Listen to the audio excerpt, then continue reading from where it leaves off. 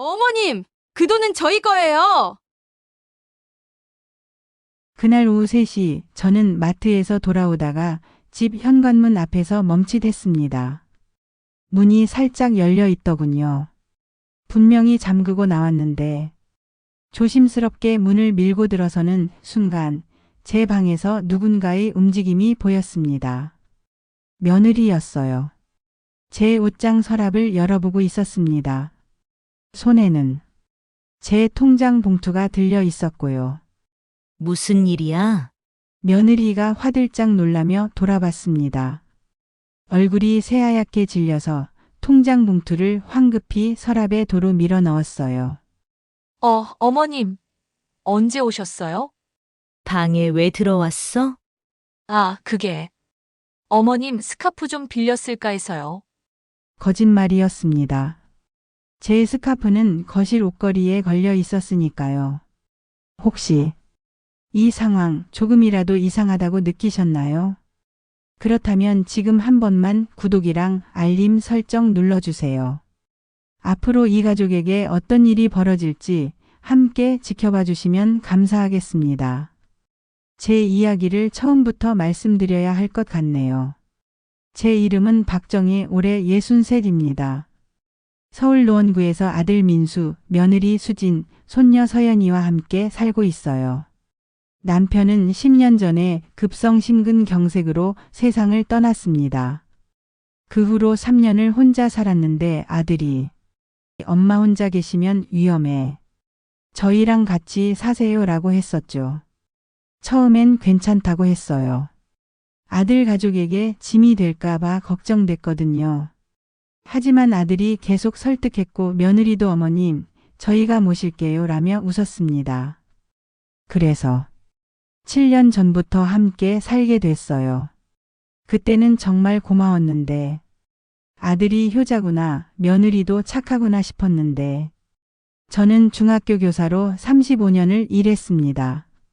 퇴직금으로 8억을 받았고 지금은 교직원 연금으로 매달 350만 원이 나와요. 그 돈으로 이 집 생활비 대부분을 부담하고 있습니다. 며느리는 전업주부고 아들은 중견기업 과장이라 월급이 450만 원 정도 되거든요. 그래서 제가 식비, 공과금, 손녀 학원비까지 대부분 내고 있어요. 하지만 괜찮았어요. 가족이니까요. 그날도 평소처럼 아침을 시작했습니다. 새벽 6시에 일어나서 아들 출근 준비를 도왔어요. 민수야, 아침 먹고 가렴. 괜찮아요, 엄마. 회사에서 먹을게요. 아들은 항상 바빴습니다. 넥타이를 매며 핸드폰만 보더니 현관문을 나섰어요.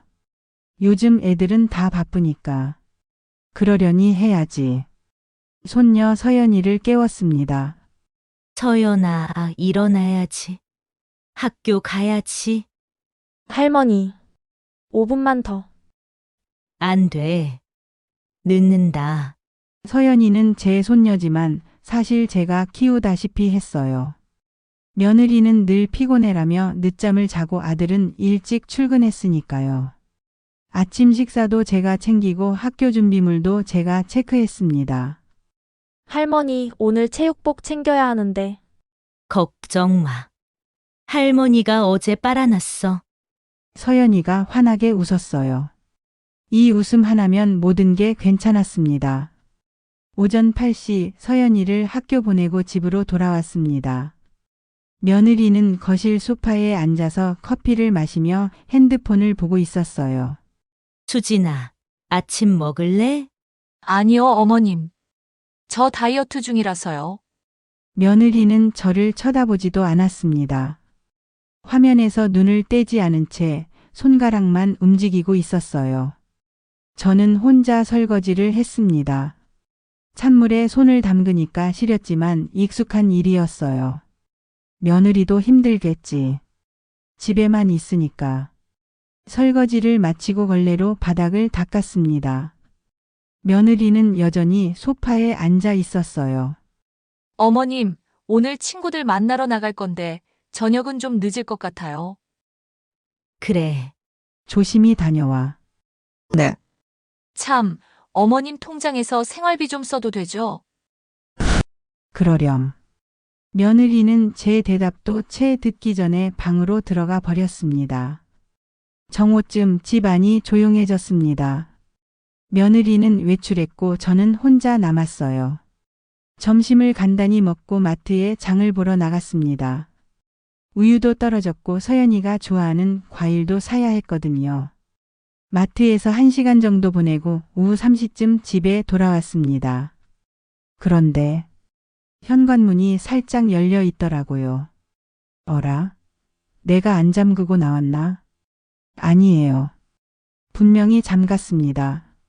저는 항상 2번씩 확인하는 사람이거든요. 불안한 마음에 조심스럽게 문을 밀고 들어갔어요. 거실은 조용했습니다. 하지만 제 방에서 움직임이 느껴졌어요. 누구지? 도둑? 천천히 제 방문을 열었습니다. 그리고 보고 말았어요. 며느리가 제 옷장 서랍을 뒤지고 있었습니다. 손에는 제 통장 봉투가 들려 있었고요. 무슨 일이야? 며느리가 화들짝 놀라며 뒤돌아봤습니다. 얼굴이 창백해지더니 황급히 통장을 서랍에 도로 밀어 넣었어요. 어머님, 언제 오셨어요? 방에 왜 들어왔어? 아, 그게 어머님 스카프 좀 빌려 쓸까 해서요. 거짓말이었습니다. 제 스카프는 거실 옷걸이에 걸려 있었으니까요. 스카프는 거실에 있는데, 아, 맞다. 깜빡했네요. 하하. 며느리가 어색하게 웃으며 방을 나갔습니다. 저는 서랍을 열어봤어요. 통장들은 제자리에 있었지만 뭔가 위치가 미묘하게 달랐습니다. 누군가 꺼내봤다가 다시 넣은 것 같았어요. 왜 내 통장을? 그날 저녁 가족이 모두 모여 식사를 했습니다. 제가 차린 밥상이었어요. 된장찌개, 제육볶음, 시금치 나물, 김치. 평소처럼 정성껏 준비했습니다. 엄마 맛있어요. 아들이 한마디 했습니다. 하지만 고개도 들지 않은 채 계속 밥만 먹었어요. 며느리는 음식을 집어먹으면서도 핸드폰을 보고 있었고요. 서연아, 오늘 학교 어땠어? 손녀에게 물었습니다. 좋았어요, 할머니. 체육 시간에 피구했어요. 그래? 재미있었겠네. 응. 근데 할머니 내일은 준비물이. 서연아, 밥 먹을 땐 말하지 마. 며느리가 차갑게 말했습니다. 서연이는 입을 다물었어요. 제 가슴이 아팠습니다. 식사를 마치고 설거지를 하는데 거실에서 아들과 며느리가 이야기하는 소리가 들렸어요. 여보, 오늘 어머님 통장 확인해 봤어. 그래? 얼마나 있어? 정확히는 못 봤는데 통장이 여러 개더라. 정기 예금도 있을 거 아니야. 퇴직금 8억 그대로 있을 텐데. 제 손이 멈췄습니다. 설거지하던 그릇에서 물이 뚝뚝 떨어졌어요. 그래도 지금 당장 손대면 안 되지. 어머님이 눈치챌 텐데. 알아. 그래서 천천히 하는 거지.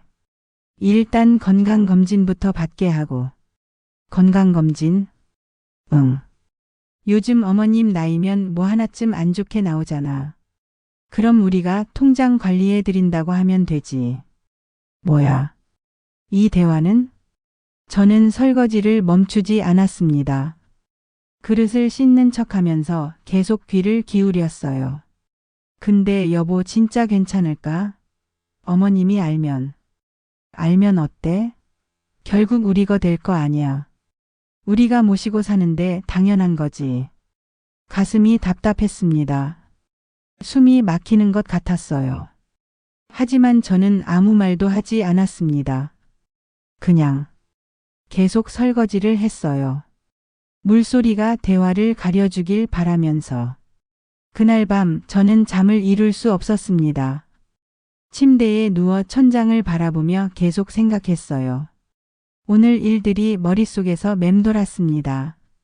며느리가 제 통장을 뒤지던 모습. 아들과 며느리가 나눈 대화. 결국 우리 거 될 거 아니야. 우리가 모시고 사는데 당연한 거지. 설마. 아니겠지. 가족인데. 내 아들인데. 그럴 리가 없어. 나를 사랑해서 모시겠다고 한 거잖아. 저는 스스로를 설득했습니다. 너무 예민하게 받아들인 거야. 가족이 걱정해서 한 말일 뿐이야. 그렇게 생각하려고 했어요. 하지만 가슴속 어딘가에서 작은 불안이 자라나고 있었습니다. 그런데 그때는 몰랐습니다. 이건 시작에 불과했다는 걸. 며칠 후 저는 우연히 아들의 오래된 일기장을 발견하게 될 거였어요. 그 안에 적힌 내용은 제 인생을 송두리째 뒤흔들어 놓을 거였습니다. 그날 이후로 사흘이 지났습니다. 며느리가 제 통장을 뒤지던 일, 아들과 며느리가 나눈 대화. 머릿속에서 계속 맴돌았지만 저는 애써 괜찮은 척했어요. 내가 예민한 거야. 가족이 걱정해서 한 말일 뿐이야. 스스로에게 그렇게 말하며 버텼습니다. 그런데 그날 오후 며느리가 또 외출했어요. 어머님, 저 미용실 다녀올게요. 그래, 다녀와. 현관문이 닫히는 소리가 들렸습니다. 저는 거실을 둘러봤어요. 설거지도 끝났고 빨래도 다 널었고 할 일이 없었습니다. 그때 문득 아들 방 정리를 해줘야겠다는 생각이 들었어요. 아들은 워낙 바빠서 방 정리할 시간이 없다고 했거든요. 며느리도 어머님이 해주시면 좋죠라고 했었고요. 저는 아들 방문을 열었습니다. 침대는 어질러져 있었고 책상 위에는 서류들이 쌓여 있었어요. 옷장을 열어보니 옷들이 아무렇게나 걸려 있더군요. 이것 좀 봐. 이렇게 살면 어떡해. 저는 옷들을 하나씩 꺼내서 다시 정리하기 시작했습니다. 겨울 코트, 정장, 셔츠. 옷을 개켜 다시 넣으려는데 옷장 맨 안쪽에서 뭔가 만져졌어요. 책 같았습니다. 꺼내보니 낡은 노트였어요. 표지에는 아들의 글씨로 2013이라고 적혀 있었습니다. 2013년. 아들이 수진이와 결혼하던 해였어요. 궁금한 마음에 첫 페이지를 펼쳤습니다. 2013년 3월 15일.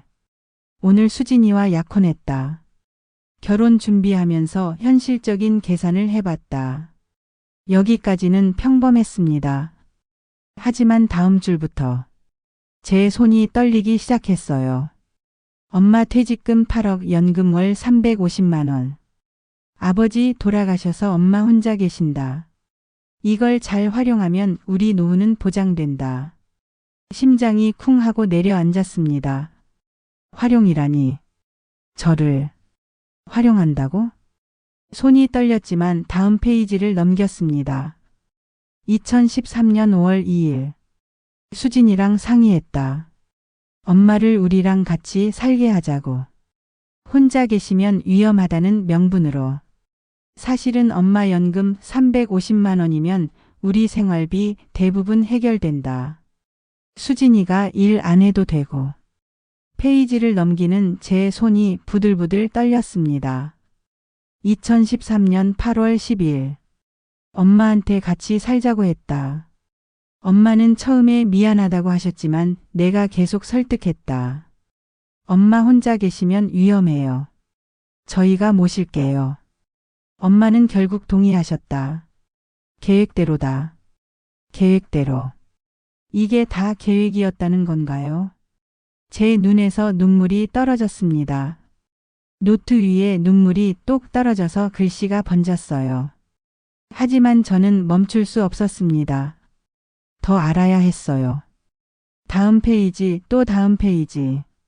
2014년 3월 1일. 엄마랑 산지 반년 됐다. 생각보다 편하다.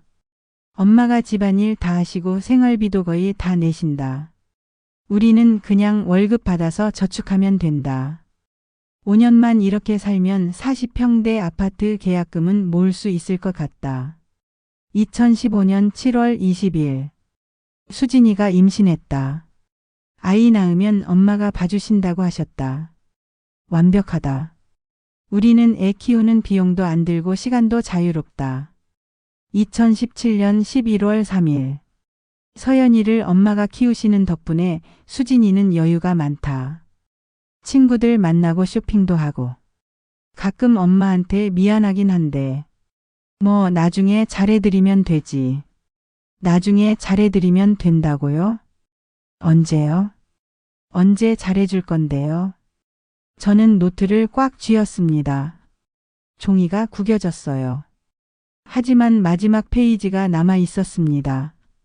2018년 5년 전에 쓴 글이었어요. 2018년 9월 15일. 오늘 수진이랑 진지하게 이야기했다. 엄마가 앞으로 얼마나 더 사실까? 10년? 20년? 솔직히 엄마 나이가 이제 60 중반이신데 우리가 언제까지 이렇게 같이 살 수는 없다. 수진이가 좋은 방법을 제안했다.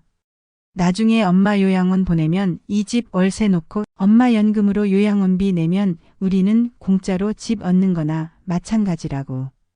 지금 당장은 아니고 타이밍을 봐서 하자고 했다. 노트가 손에서 떨어졌습니다. 바닥에 떨어진 노트를 보면서 저는 그대로 주저앉고 말았어요. 무릎에 힘이 풀렸습니다. 7년. 7년 동안 저는 아들이 날 사랑해서 효도하려고 같이 살자고 한 줄 알았어요.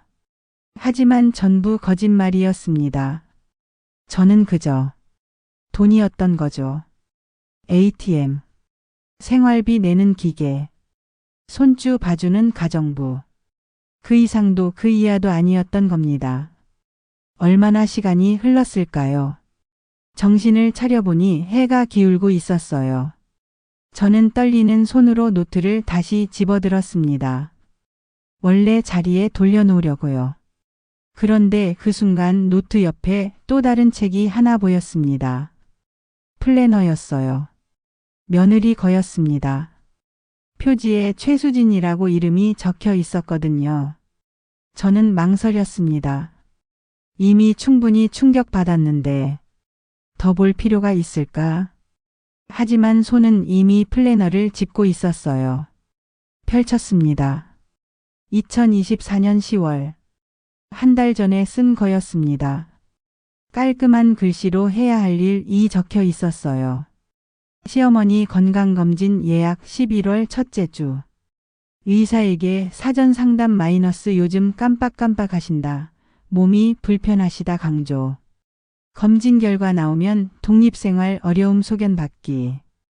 요양원 3곳 알아보기 월 200만 원 이하.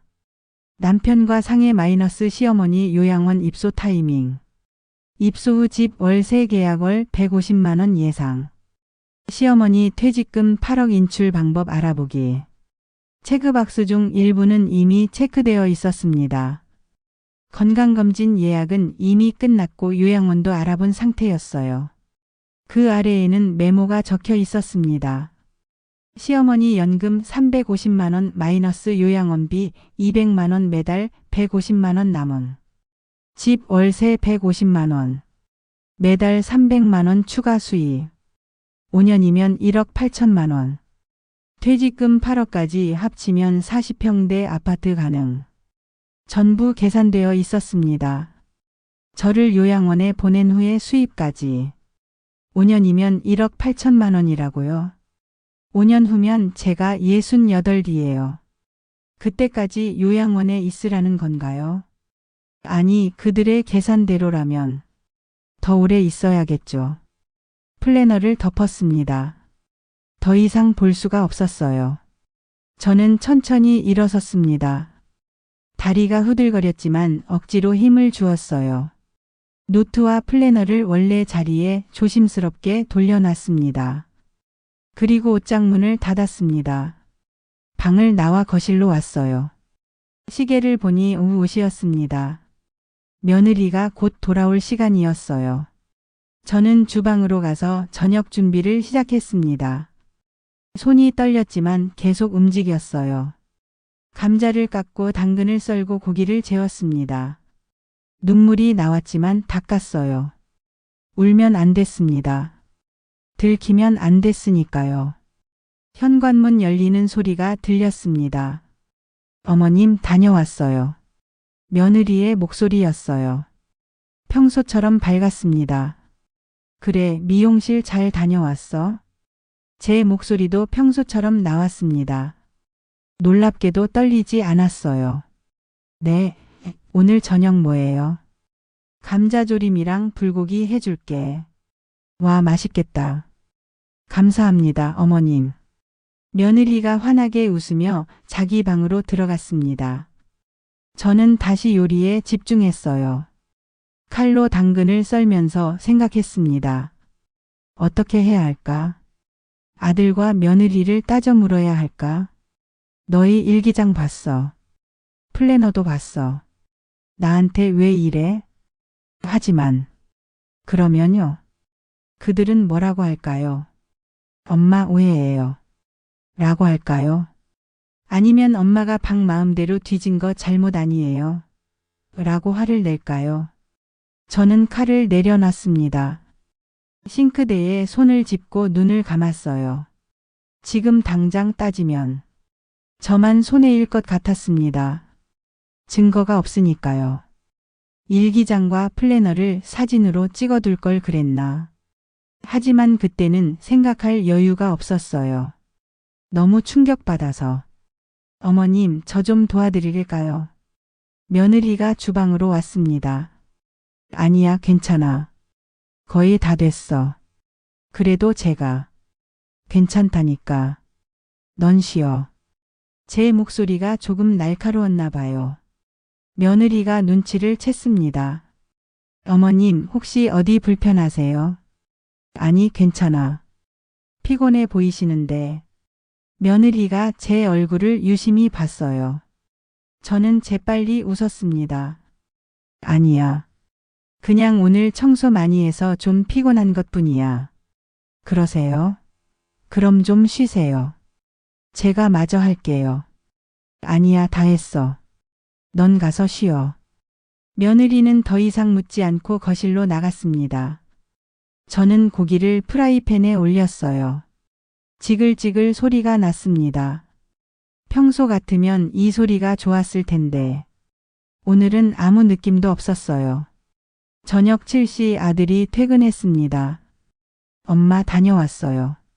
그래, 씻고 밥 먹자. 가족이 식탁에 둘러 앉았습니다. 저는 밥을 떠서 아들 앞에 놨어요. 며느리 앞에도 서연이 앞에도 놨습니다.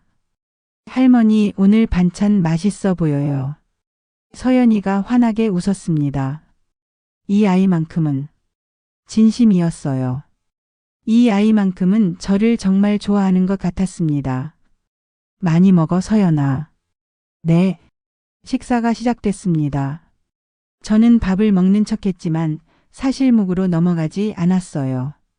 아들과 며느리를 계속 쳐다봤습니다. 아들은 핸드폰을 보며 밥을 먹고 있었어요. 며느리는 반찬을 집으며 서연이에게 뭐라고 말하고 있었고요. 평범한 가족의 저녁 식사였습니다. 하지만 저는 알고 있었어요. 이 모든 게 거짓이라는 걸. 엄마, 맛있어요. 아들이 한마디 했습니다. 저는 웃으며 대답했어요. 그래, 많이 먹어. 하지만 속으로는 생각했습니다. 내가 일기장에 쓴 거 다 봤어. 플래너도 봤어. 너희가 나한테 뭘 하려는지 다 알아. 식사가 끝났습니다. 저는 설거지를 하러 일어났어요. 어머님, 제가 할게요. 며느리가 말했습니다. 아니야, 괜찮아. 어머님이 하셨으니까 제가 설거지는. 괜찮다니까. 제 목소리가 또 날카로웠나 봐요. 며느리가 잠시 멈칫했습니다. 네, 알겠습니다. 며느리가 거실로 나갔어요. 저는 혼자 설거지를 했습니다. 찬물에 손을 담그고 그릇을 하나씩 닦았어요. 눈물이 또 났습니다. 하지만 소리 내지 않았어요. 물소리가 눈물 소리를 가려줬습니다. 설거지를 마치고 제 방으로 돌아왔습니다. 침대에 누웠어요. 천장을 바라봤습니다. 어떻게 해야 할까요?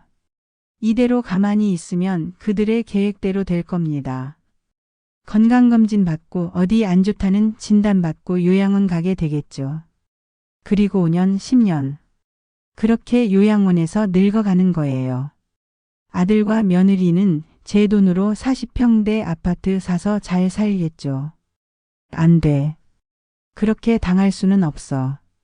저는 결심했습니다. 가만히 있지 않겠다고. 제가 먼저 움직이겠다고. 하지만 어떻게? 생각하고 또 생각했습니다. 그러다가 문득 떠올랐어요. 교직 생활 35년 동안 만난 사람들. 그 중에 변호사로 전직한 동료가 있었어요. 이 선생님. 저보다 5살 위였지만 교사 그만두고 로스쿨 가서 변호사가 됐죠. 지금은 서울에서 법률사무소를 운영하고 계세요.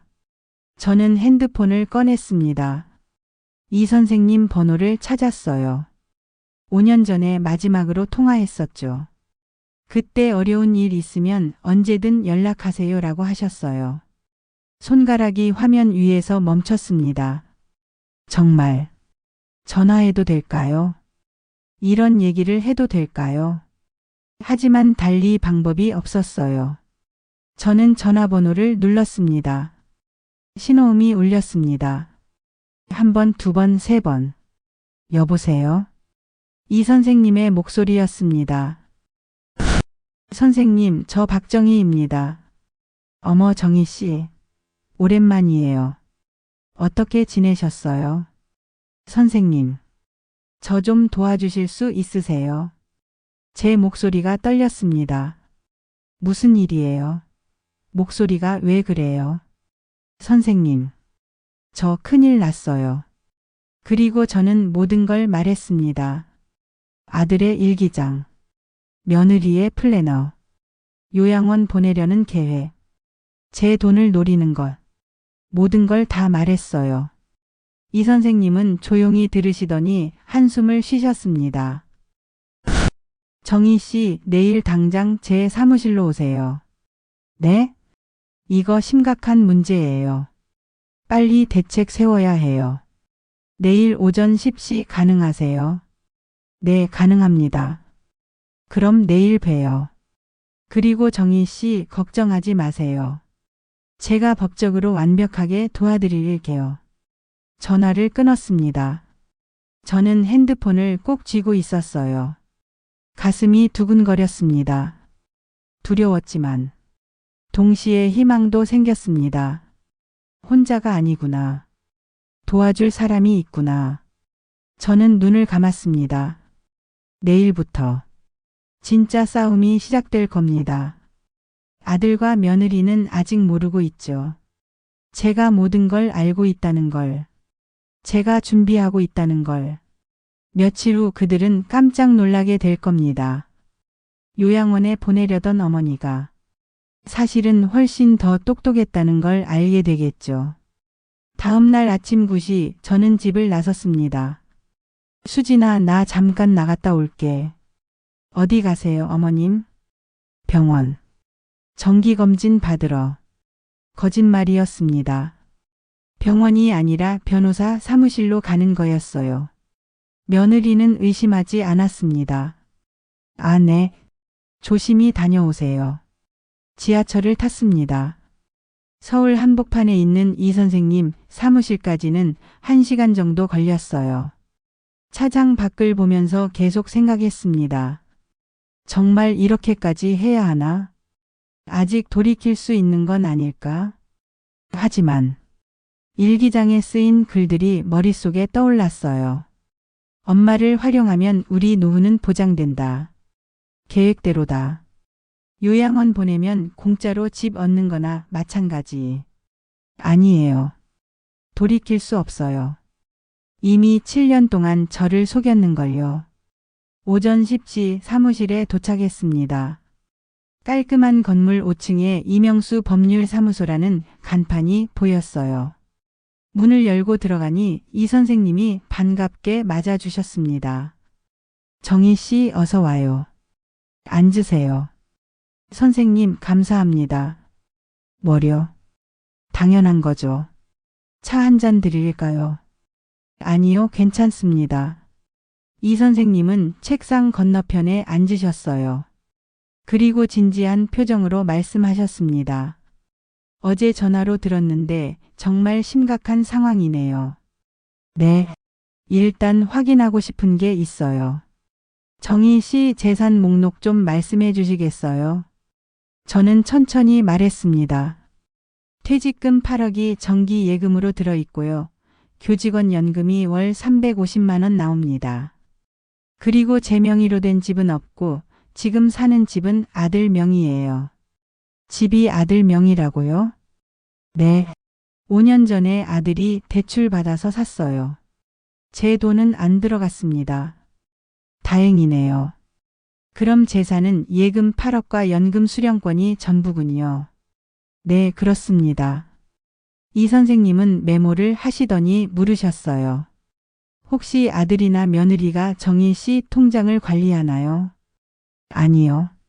제가 직접 관리합니다. 인감도 제가 가지고 있고요. 좋아요. 그럼 아직은 안전하네요. 하지만 빨리 움직여야 해요. 어떻게 해야 하죠? 이 선생님은 종이에 뭔가를 쓰기 시작하셨습니다. 첫째, 예금 8억을 즉시 다른 계좌로 이동하세요. 아들과 며느리가 모르는 계좌로요. 다른 계좌요? 네. 가능하면 해외 은행 계좌가 좋겠어요. 추적하기 어렵거든요. 해외 은행이요? 제가 아는 곳 소개해 드릴게요. 싱가포르 은행인데 한국에 지점이 있어요. 오늘 당장 가셔서 계좌 개설하시고 내일 8억 전액 이체하세요. 제 손이 떨렸습니다. 8억을 옮긴다. 둘째, 연금 수령 계좌도 바꾸세요. 새로 만든 계좌로요. 그것도 할 수 있나요? 당연하죠.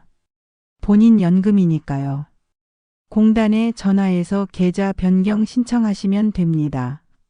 알겠습니다. 셋째, 아들과 며느리의 계획에 대한 증거를 더 모으세요. 녹음, 사진 뭐든지요. 어떻게요? 핸드폰에 녹음 앱 있죠. 그들이 대화할 때 몰래 녹음하세요. 특히 요양원이나 재산 관련된 대화요. 저는 고개를 끄덕였습니다. 그리고 마지막으로 이 선생님이 잠시 말을 멈추셨어요. 정희 씨, 각오는 하셔야 해요. 각오요? 이렇게 하면 아들과의 관계는 끝날 가능성이 높아요. 그래도 괜찮으시겠어요? 저는 잠시 생각했습니다. 아들과의 관계가 끝난다.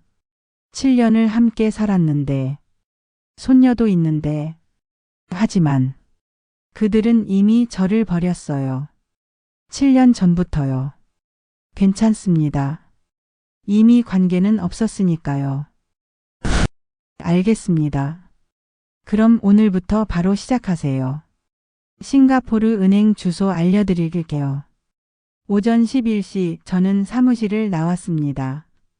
손에는 이 선생님이 적어주신 메모가 들려 있었어요. 은행 주소, 준비할 서류, 해야 할 일들. 가슴이 두근거렸습니다.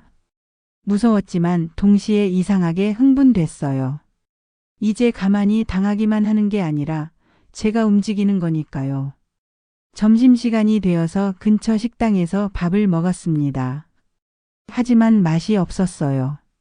머릿속이 너무 복잡해서 음식 맛을 느낄 수가 없었습니다. 오후 1시 이 선생님이 알려주신 은행에 갔습니다.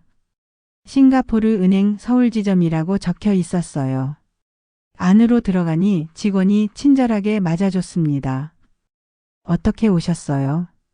계좌 개설하러 왔습니다. 아, 네. 이쪽으로 앉으세요.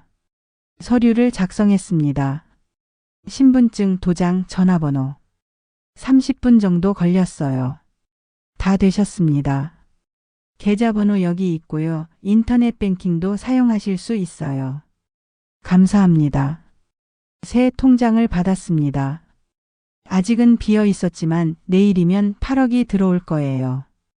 은행을 나와서 다음 장소로 갔습니다. 제 주거래 은행이었어요. 퇴직금 8억이 들어있는 정기예금을 해지하려고요. 어머님, 정기예금 해지하시려면 만기까지 기다리시는 게 좋은데요. 이자가 깎여요. 괜찮아요. 급한 일이 있어서요. 알겠습니다. 잠시만 기다려주세요. 10분쯤 지나자 직원이 서류를 가져왔어요.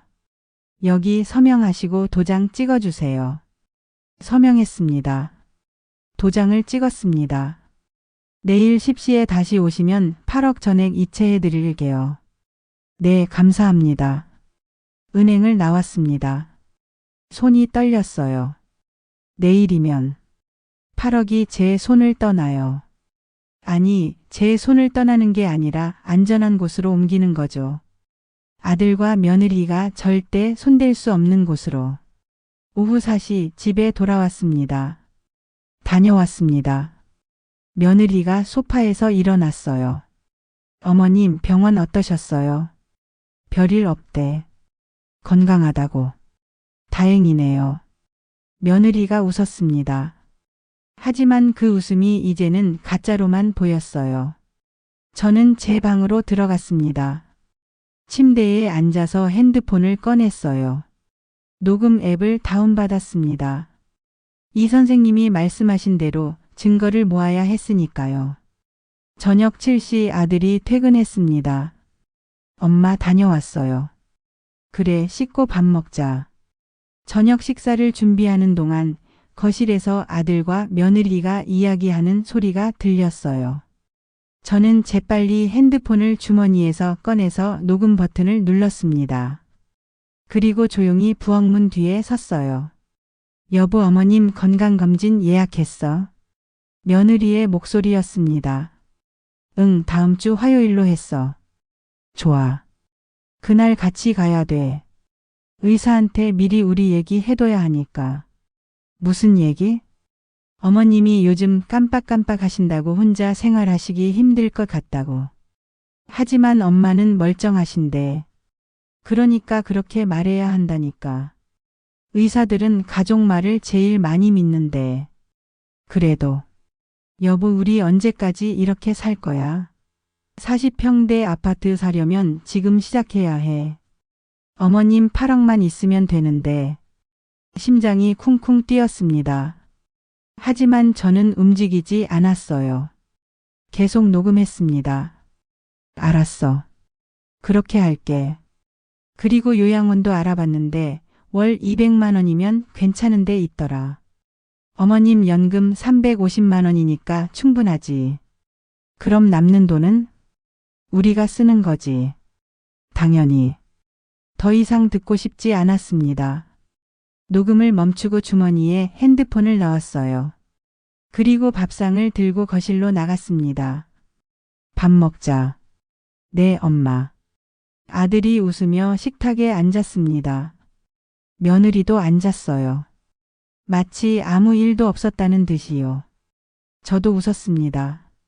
하지만 속으로는 생각했어요. 다 녹음했어. 너희가 한 말 전부 다. 식사가 끝나고 설거지를 마치고 밤 10시가 됐습니다. 저는 제 방에 들어가서 녹음 파일을 들어봤어요. 또렷하게 들렸습니다. 아들과 며느리의 목소리가. 어머님이 요즘 깜빡깜빡 하신다고. 어머님 8억만 있으면 되는데. 요양원 월 200만 원이면 괜찮은 데 있더라. 완벽한 증거였습니다. 저는 파일을 저장하고 이 선생님께 전송했어요. 곧바로 답장이 왔습니다. 잘하셨어요. 이 정도면 충분합니다. 내일 은행 업무 꼭 마무리하세요. 네, 알겠습니다. 저는 답장을 보내고 핸드폰을 내려놨어요. 그리고 창밖을 바라봤습니다. 어두운 밤하늘에 별이 몇 개 보였어요. 예전엔 별을 보면 소원을 빌었죠. 우리 가족이 행복하게 해주세요.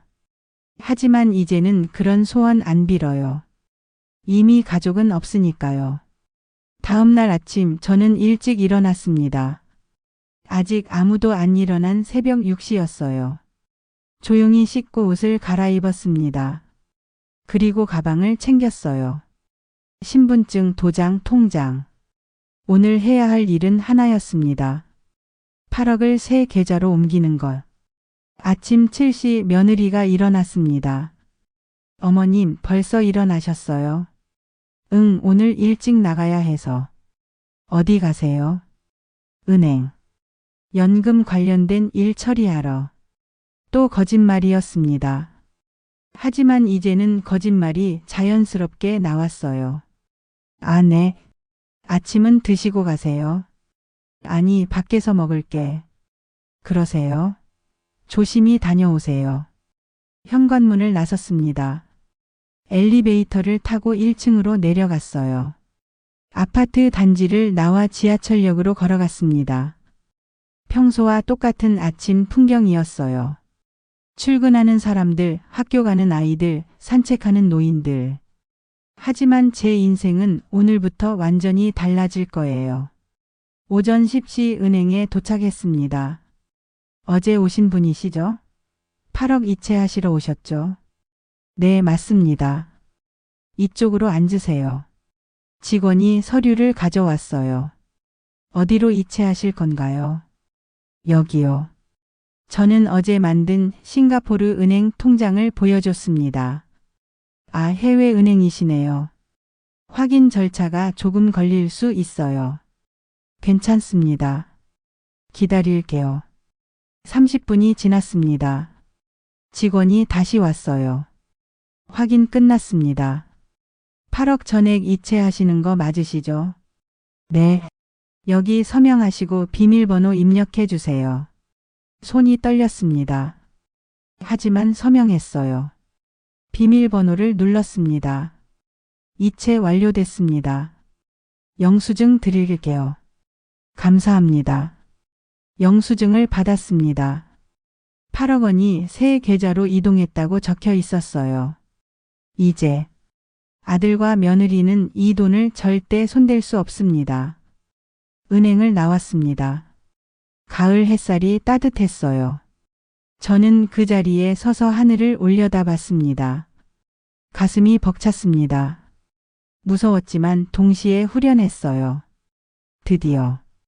드디어 제가 제 인생을 지킨 거예요. 벤치에 앉아서 핸드폰을 꺼냈습니다. 이 선생님께 문자를 보냈어요. 8억 이체 완료했습니다. 곧바로 답장이 왔습니다. 잘하셨어요. 이제 연금 계좌 변경만 하세요. 오늘 중으로 공단에 전화하세요. 네, 알겠습니다. 저는 교직원연금공단에 전화를 걸었습니다. 네, 연금 수령 계좌 변경하시려고요. 본인 확인 먼저 할게요. 신분증 번호를 불러줬어요. 비밀번호도 입력했습니다. 확인됐습니다. 어느 계좌로 변경하실 건가요? 새 계좌번호를 불러줬어요. 네, 확인했습니다.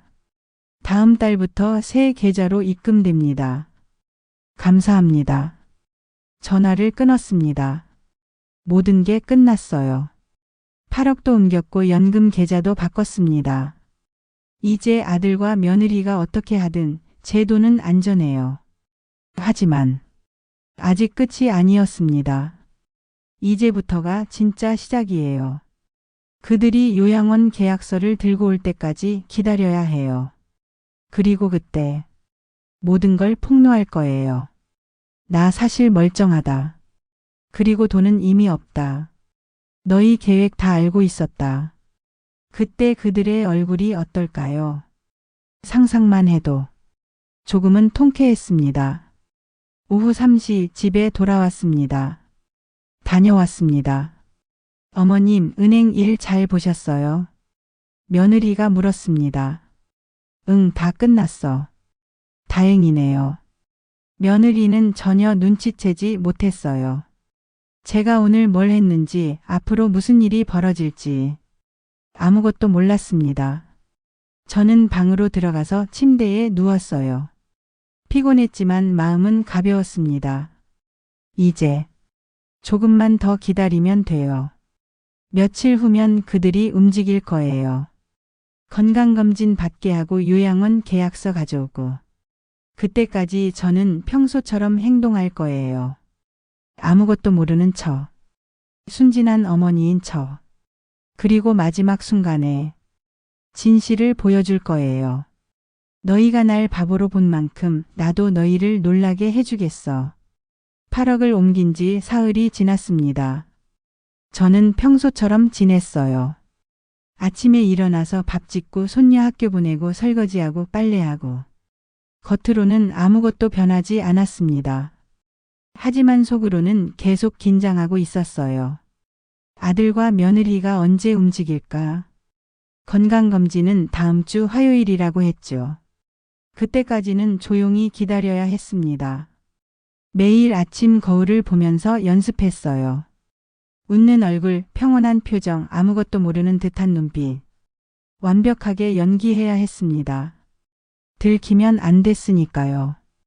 이 선생님께서는 매일 문자를 보내주셨어요. 조금만 더 참으세요. 곧 끝납니다. 잘하고 계세요. 그 문자들이 큰 힘이 됐습니다. 혼자가 아니라는 걸 느낄 수 있었으니까요. 그런데 그날 오후 예상치 못한 일이 벌어졌어요. 오후 4시쯤이었습니다.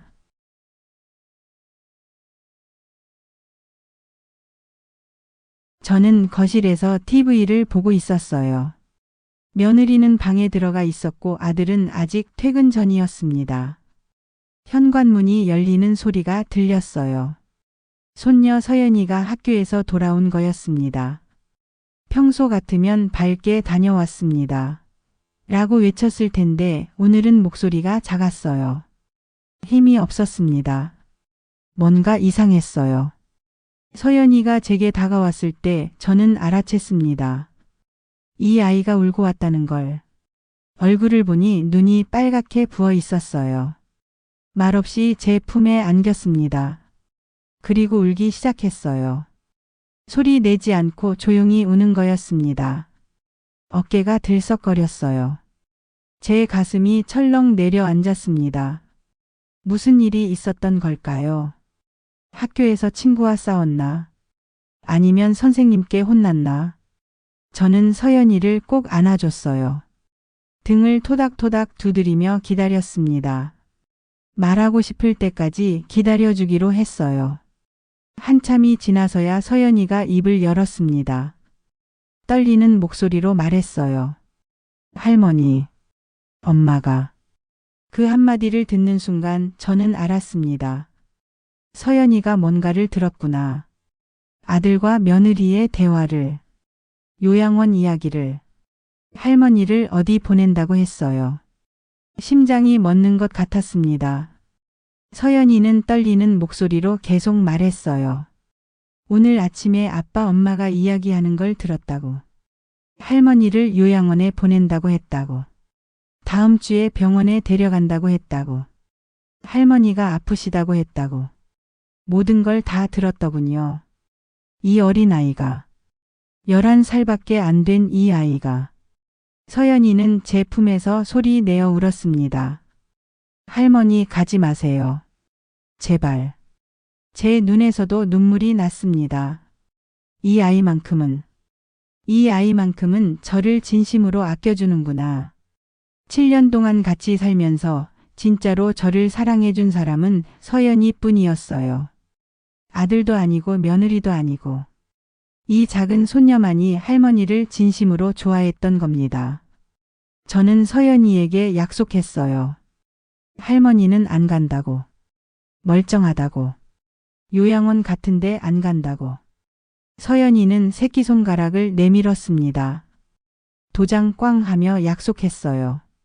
그제야 서연이가 조금 안심하는 표정이 됐습니다. 하지만 저는 알고 있었어요.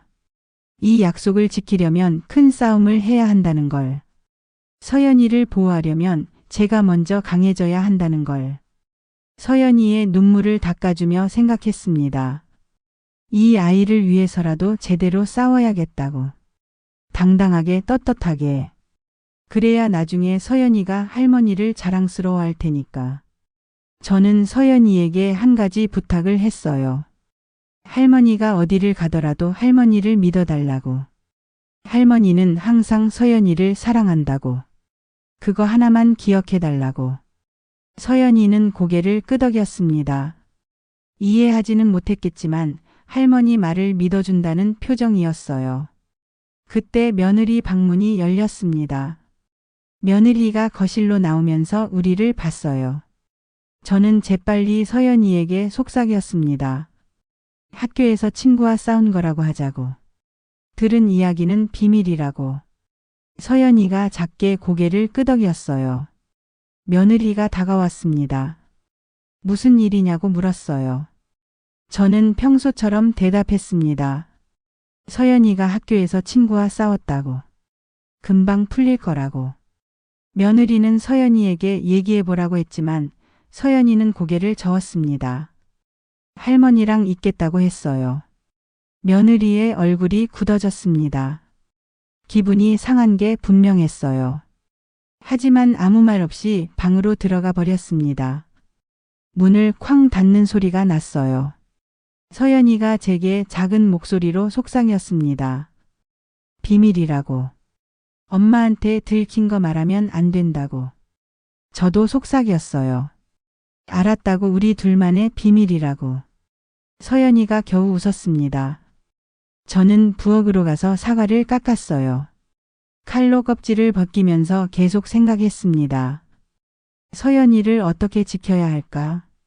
제가 아들, 며느리와 싸우면 서연이가 제일 힘들 텐데. 이 아이는 엄마 아빠 사이에서, 할머니와 부모 사이에서 어떻게 견뎌야 할까? 하지만 답은 없었어요. 어쩔 수 없었습니다. 이미 일은 시작됐고 멈출 수도 없었으니까요. 사과를 접시에 담아서 서연이에게 줬습니다. 서연이는 환하게 웃으며 사과를 먹었어요. 아까 울던 얼굴은 온데간데 없었습니다. 아이들은 참 빨리 회복하는구나 싶었어요. 하지만 속으로는 알고 있었습니다. 이 아이도 상처받고 있다는 걸. 그날 저녁 식사 시간이었습니다. 평소처럼 밥상을 차렸어요. 된장찌개, 생선구이, 나물 반찬들. 가족이 모두 모여 앉았습니다. 서연이가 밝게 말했어요. 오늘 반찬이 맛있어 보인다고. 하지만 며느리가 차갑게 한마디 했습니다. 밥 먹을 때는 조용히 하라고. 서연이가 고개를 숙였어요. 저는 그 모습을 보면서 참을 수가 없었습니다. 평소 같으면 아무 말 안 했을 거예요. 며느리 비위 맞추느라 조용히 있었겠죠. 하지만 오늘은 달랐습니다. 서연이가 울면서 제게 매달렸던 모습이 자꾸 떠올랐거든요. 저는 며느리에게 말했어요. 아이가 뭘 그리 잘못했냐고. 할머니한테 인사한 건데 왜 야단치냐고. 며느리가 놀란 표정으로 저를 봤습니다. 제가 이렇게 말대꾸한 적이 거의 없었거든요. 항상 그래, 알았어 하고 넘어갔는데 오늘은 따졌으니까요. 며느리는 식사 예절을 가르치려 했다고 변명했어요. 저는 한마디 더 했습니다. 식사 예절은 내가 핸드폰 보면서 밥 먹는 게 먼저 아니냐고. 순간 식탁이 조용해졌습니다. 아들이 저를 쳐다봤어요. 며느리는 얼굴이 빨개졌습니다. 아들이 중간에 끼어들었어요. 엄마가 왜 그러냐고, 오늘 이상하다고. 저는 더 이상 말하지 않았습니다. 그냥 밥을 먹기 시작했어요. 하지만 서연이가 제 손을 살짝 잡았습니다. 고맙다는 듯이 쥐어줬어요. 저도 서연이 손을 꼭 쥐었습니다. 이 작은 손이 얼마나 따뜻한지. 식사가 끝나고 서연이는 방으로 들어갔습니다. 저는 설거지를 하러 부엌으로 갔어요. 뒤에서 아들과 며느리가 속삭이는 소리가 들렸습니다. 여보, 어머니 오늘 왜 저래? 모르겠어. 요즘 좀 이상하긴 해. 혹시 눈치챈 거 아니야? 설마. 어떻게 알아? 그들은 제가 알고 있다는 걸 꿈에도 모르고 있었어요. 제가 이미 모든 준비를 마쳤다는 것도, 8억이 이미 사라졌다는 것도, 연금 계좌가 바뀌었다는 것도, 아무것도 몰랐습니다. 저는 그릇을 씻으면서 가만히 듣고 있었습니다. 다음 주 화요일까지만 참자고 그들이 말했어요. 병원 가면 끝이라고. 이제 4일 남았네요. 4일 후면 모든 게 드러납니다. 그날 밤 저는 이 선생님께 전화했습니다. 손녀가 제 편이라고 말씀드렸어요. 아들, 며느리 계획을 손녀가 다 알고 있다고. 그래서 울었다고. 이 선생님은 한숨을 쉬셨습니다. 손녀는 어쩔 수 없이 엄마인 며느리가 키우게 될 거라고 하셨어요. 법적으로는 그렇다고. 당분간은 만나기 어려울 수도 있다고. 며느리가 만나지 못하게 할 테니까. 가슴이 아팠습니다. 서연이를 못 본다니. 이 아이와 헤어져야 한다니. 하지만 이 선생님은 말씀하셨어요. 그 아이가 크면 알 거라고. 할머니가 옳았다는 걸. 그때까지 기다리라고. 지금은 제 자신을 지키는 게 먼저라고. 저는 알겠다고 대답했습니다. 하지만 가슴은 계속 아팠어요. 전화를 끊고 침대에 누웠습니다. 천장을 바라보며 눈물을 흘렸어요. 서연아, 미안해. 할머니가 너를 떠나야 할 것 같아. 하지만 언젠가는 알아줄 거지. 할머니가 왜 이렇게 했는지. 할머니가 얼마나 너를 사랑했는지. 베개에 얼굴을 묻고 한참을 울었습니다. 소리 내서 울었어요. 아무도 듣지 못하게 베개 속으로 울음을 삼키며. 다음 날 아침 저는 일찍 일어났습니다. 서연이 학교 가기 전에 아침을 챙겨주고 싶었어요. 며느리는 아직 안 일어났습니다. 저와 서연이 둘이서 조용히 아침을 먹었어요. 계란 후라이를 해줬더니 서연이가 좋아했습니다. 할머니. 응? 할머니는 저 많이 사랑하시죠? 당연하지. 세상에서 제일 사랑해. 저도 할머니 세상에서 제일 사랑해요. 서연이가 환하게 웃었습니다. 그 웃음을 보면서 저는 다시 한번 다짐했어요. 이 아이를 위해서라도 제대로 싸워야겠다고. 당당하게 떳떳하게. 그래야 나중에 서연이가 할머니를 부끄러워하지 않을 테니까. 서연이를 학교에 보내고 저는 혼자 남았습니다. 거실 창문을 열었어요. 가을 바람이 들어왔습니다. 시원했어요. 4일 후면 모든 게 밝혀질 거예요. 그때까지 조금만 더 참아야 합니다. 며느리는 여전히 아무것도 모르고 있었어요. 평소처럼 늦게 일어나서 커피 마시고 핸드폰 보고. 아들도 마찬가지였습니다. 출근하고 퇴근하고 핸드폰만 보고. 그들의 일상은 계속됐어요. 하지만 제 마음속에서는 초침 소리가 똑딱똑딱 들렸습니다. 4일, 3일, 2일, 하루. 그리고 드디어 그날이 올 겁니다. 화요일 아침이 밝았습니다. 건강검진 날이었어요. 저는 새벽 5시에 눈을 떴습니다. 사실 잠을 거의 못 잤어요. 밤새 뒤척이다가 겨우 한두 시간 잠들었을까요? 창밖을 보니 아직 어두웠습니다. 하지만 더 이상 눈을 감을 수가 없었어요. 오늘, 드디어 오늘입니다. 며느리와 아들이 저를 병원에 데려갈 거예요. 의사에게 거짓말을 할 거고 저를 치매 환자로 만들려고 할 겁니다. 하지만 저는 준비돼 있었어요. 침대에서 일어나 거울 앞에 섰습니다. 거울 속 제 얼굴을 봤어요. 63세 여자. 주름진 얼굴, 희끗희끗한 머리카락, 피곤한 눈. 하지만 눈빛만은 또렷했습니다. 포기하지 않은 사람의 눈이었어요. 저는 스스로에게 말했습니다. 박정희, 오늘 잘할 수 있어. 넌 멀쩡해. 넌 강해. 옷을 갈아입었습니다. 깔끔한 블라우스에 검은색 바지를 입었어요. 머리도 단정하게 빗었습니다. 건강해 보여야 했으니까요. 가방을 챙겼습니다. 신분증, 핸드폰 그리고 녹음기. 이 선생님이 며칠 전에 보내주신 작은 녹음기였어요. 오늘 병원에서 있었던 일을 전부 녹음하세요. 며느리가 의사에게 뭐라고 하는지, 아들이 뭐라고 하는지 전부 다요. 녹음기를 가방 안쪽 주머니에 넣었습니다. 아무도 모르게 안전하게. 오전 7시 며느리가 일어났습니다. 평소보다 일찍 일어난 거였어요. 오늘은 중요한 날이니까요. 며느리 입장에서는 어머님 일찍 일어나셨네요. 응, 잠이 안 와서. 오늘 병원 가는 거 아시죠? 알아. 건강검진 받으러 가는 거 알고 있어. 며느리가 의미심장한 표로 저를 봤어요. 네, 잘 다녀오시면 됩니다. 아침 식사를 준비했습니다. 하지만 먹고 싶지 않았어요. 속이 메스꺼웠거든요. 그래도 억지로 밥 한 공기를 먹었습니다. 힘이 필요했으니까요. 오전 9시 아들이 회사 반차를 내고 집에 있었습니다. 평소 같으면 벌써 출근했을 시간이었어요. 오늘 병원에 같이 가려고 일부러 남은 거였습니다. 엄마 준비 다 하셨어요? 응.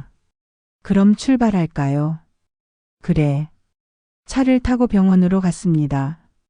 뒷좌석에 저, 조수석에 며느리, 운전석에 아들. 차 안은 조용했어요. 아무도 말하지 않았습니다. 저는 창밖을 봤어요.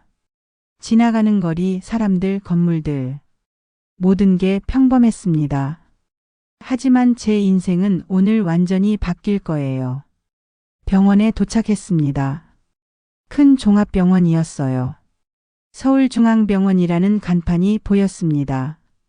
주차장에 차를 세우고 병원 안으로 들어갔어요. 접수를 했습니다. 며느리가 창구 직원에게 말했어요. 정신건강의학과 박정희 예약했습니다. 정신건강의학과. 치매를 진단하는 곳이죠. 저는 가만히 서 있었습니다. 아무 말도 하지 않았어요. 네, 확인됐습니다. 3층 301호로 가시면 됩니다. 엘리베이터를 타고 3층에 올라갔습니다. 301호 앞에 섰어요. 박민우 정신건강의학과라고 쓰여 있었습니다. 문을 열고 들어갔습니다. 대기실에는 사람들이 몇 명 앉아 있었어요. 대부분 나이 든 어르신들이었습니다. 보호자와 함께 온 분들이었죠. 저희도 앉아서 기다렸습니다. 며느리가 핸드폰을 꺼내서 뭔가를 확인했어요. 아마 메모를 보는 것 같았습니다. 의사에게 뭐라고 말할지 준비한 거겠죠. 아들은 그냥 멍하니 앞을 보고 있었습니다. 불편한 표정이었어요. 양심이 좀 찔리나 봐요. 하지만 며느리 말에 따를 겁니다. 지난 7년간 그래왔듯이. 20분쯤 지나자 간호사가 나왔습니다. 박정희님? 네. 저는 일어섰습니다. 아들과 며느리도 함께 일어났어요. 가족분들도 같이 들어오시면 됩니다. 진료실로 들어갔습니다. 의사 선생님이 책상에 앉아 계셨어요. 50대 중반쯤 되어 보였습니다. 온화한 인상이었어요. 안녕하세요. 앉으세요. 저희는 의자에 앉았습니다. 저는 가방을 무릎에 올려놨어요. 그리고 가만히 가방 안쪽을 만졌습니다. 녹음기가 거기 있었어요.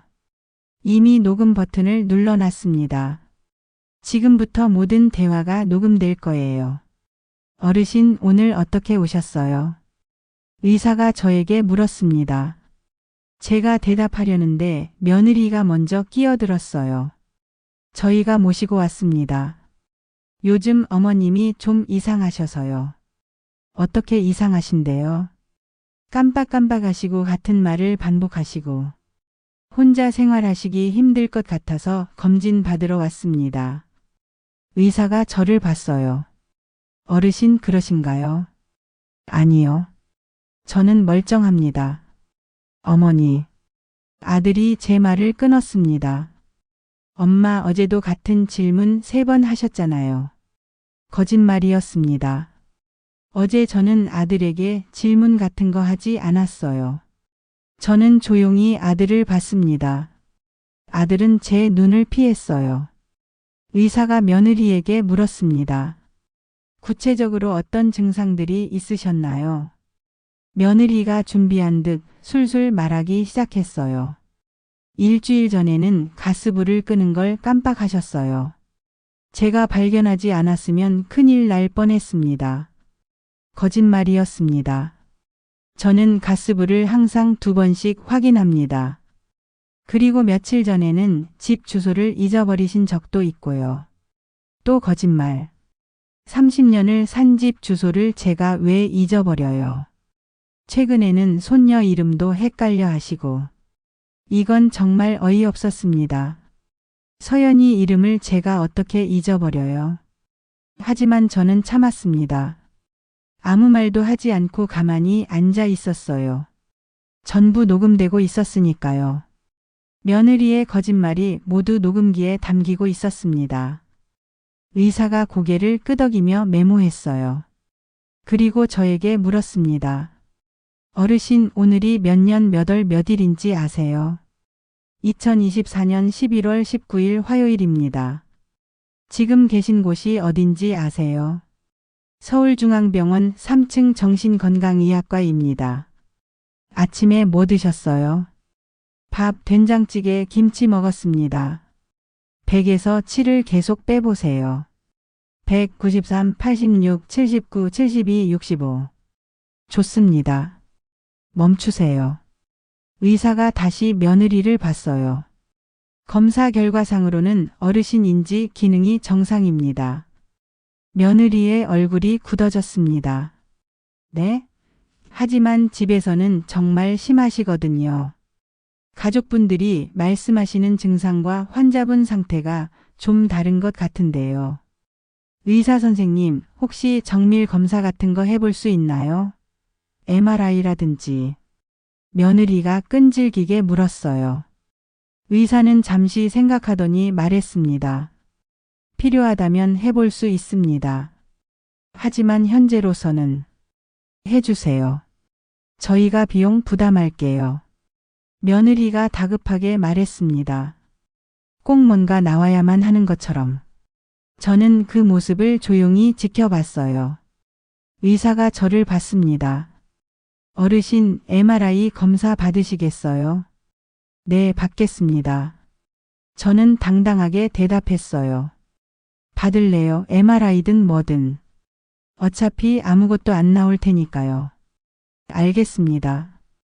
그럼 MRI 예약해 드릴게요. 다음 주에 가능합니다. 다음 주요? 며느리가 실망한 표정을 지었어요. 오늘 당장 결과가 나오길 바랐나 봐요. 진료를 마치고 나왔습니다.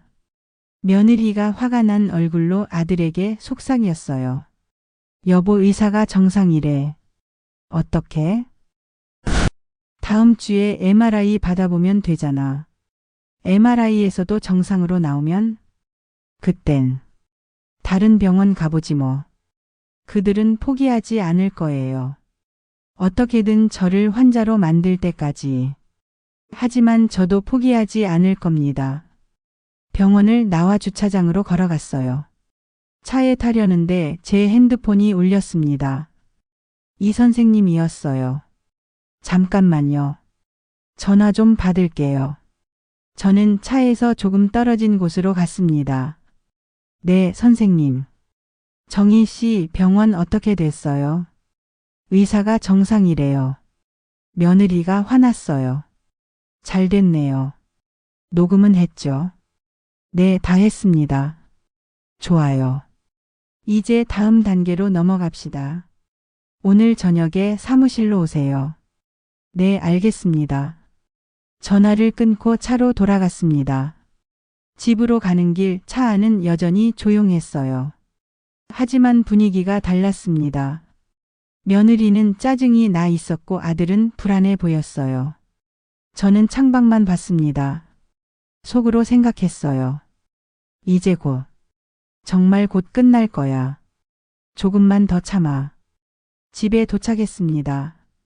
며느리가 방으로 들어가면서 문을 쾅 닫았어요. 아들은 거실 소파에 앉아서 한숨을 쉬었습니다.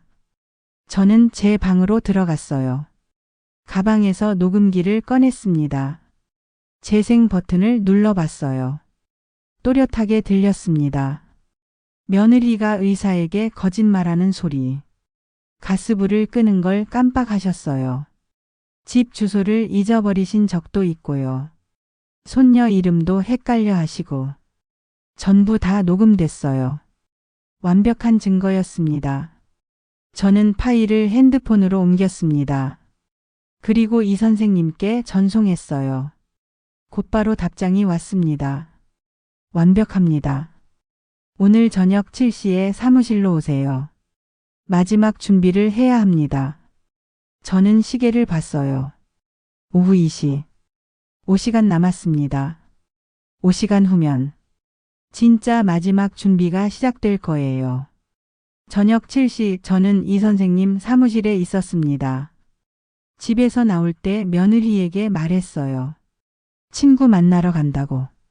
며느리는 별로 관심 없다는 듯 고개만 끄덕였습니다.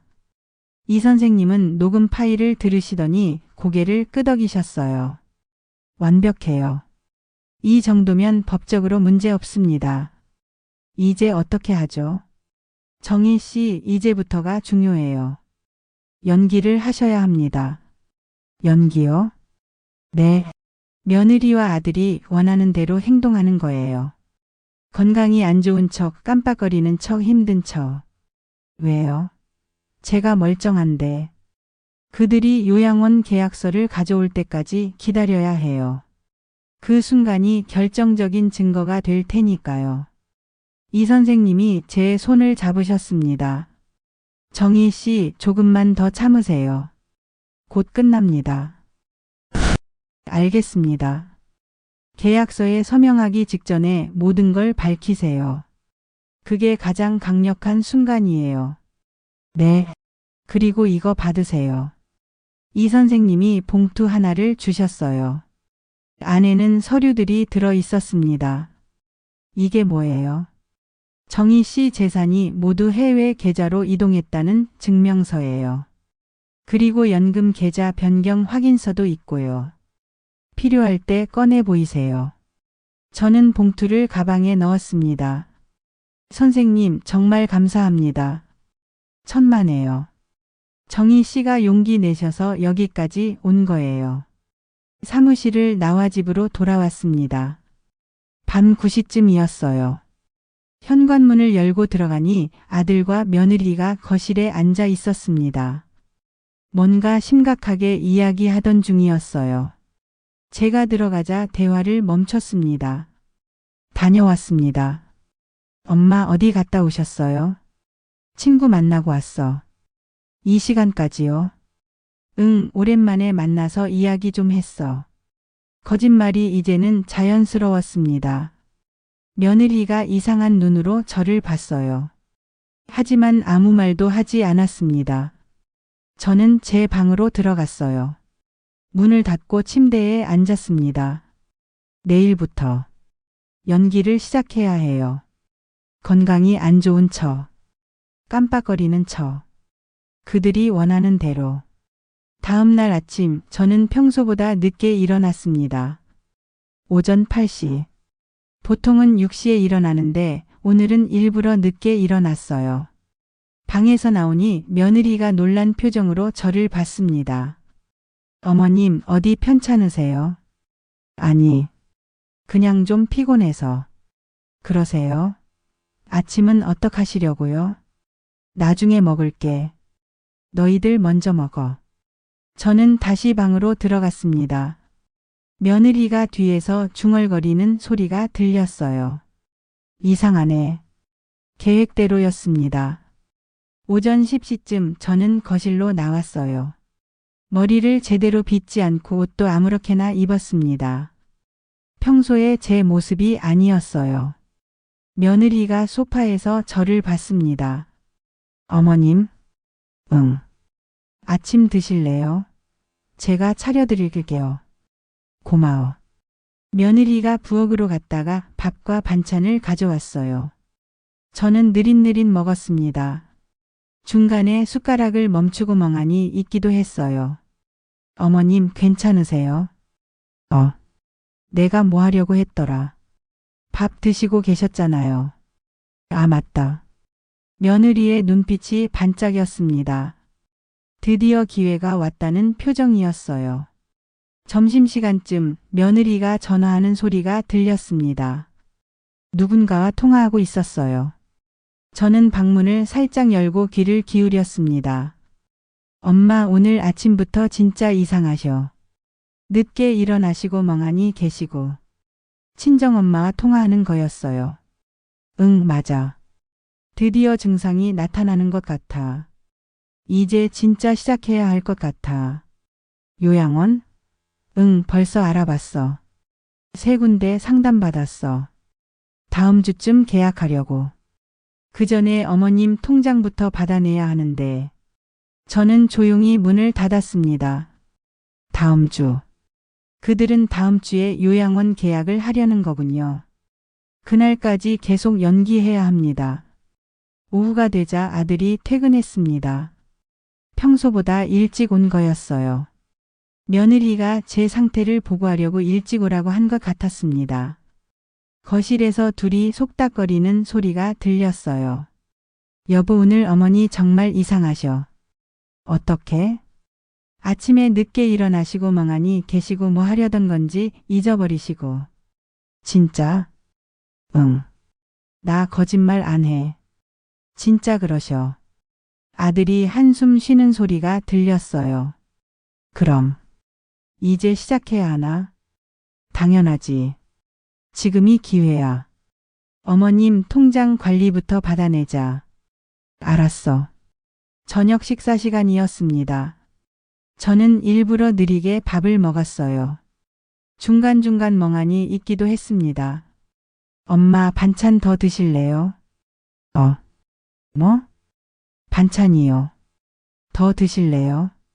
아, 응, 고마워. 아들이 며느리를 봤어요.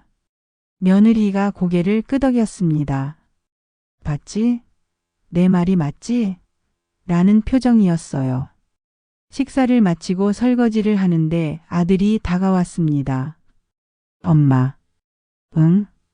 요즘 좀 피곤하신 것 같은데. 아니야, 괜찮아. 엄마 솔직히 말씀하세요. 통장 관리하시는 거 힘드시죠? 드디어 나왔습니다. 통장 이야기. 아니, 괜찮은데. 엄마, 제가 도와드릴게요. 요즘 깜박깜박 하시는 것 같으니까 제가 관리해 드리는 게 나을 것 같아요. 엄마, 통장이랑 도장 주세요. 제가 잘 관리해 드릴게요. 저는 잠시 망설이는 척했습니다. 나중에 줄게. 엄마, 지금 주세요. 나중에 또 잊어버리실 수도 있잖아요. 민수야, 나 아직 멀쩡해. 나중에 준다니까. 엄마. 아들이 목소리를 높였어요. 왜 이렇게 고집을 부리세요? 제가 엄마 걱정돼서 그러는 거잖아요. 알았어. 나중에 줄게. 저는 방으로 들어가 버렸습니다. 문을 닫자마자 가슴이 두근거렸어요. 위험했어요. 거의 들킬 뻔했습니다. 하지만 아직은 안 돼요. 계약서를 가져올 때까지 기다려야 해요. 다음 날부터 며칠 동안 저는 계속 연기했습니다. 아침에 늦게 일어나고 멍하니 있고 깜빡거리는 척하고.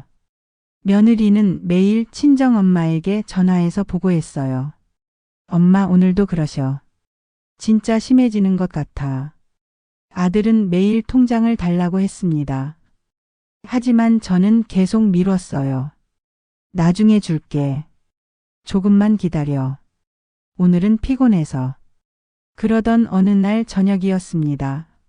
며느리가 서류 뭉치를 들고 저에게 왔어요. 어머님. 응? 여기 좀 보세요. 서류였습니다. 효사랑 요양원이라고 쓰여 있었어요. 제 심장이 쿵 하고 내려앉았습니다. 드디어 드디어 계약서를 가져온 거예요. 이게 뭐야? 어머님을 위한 거예요.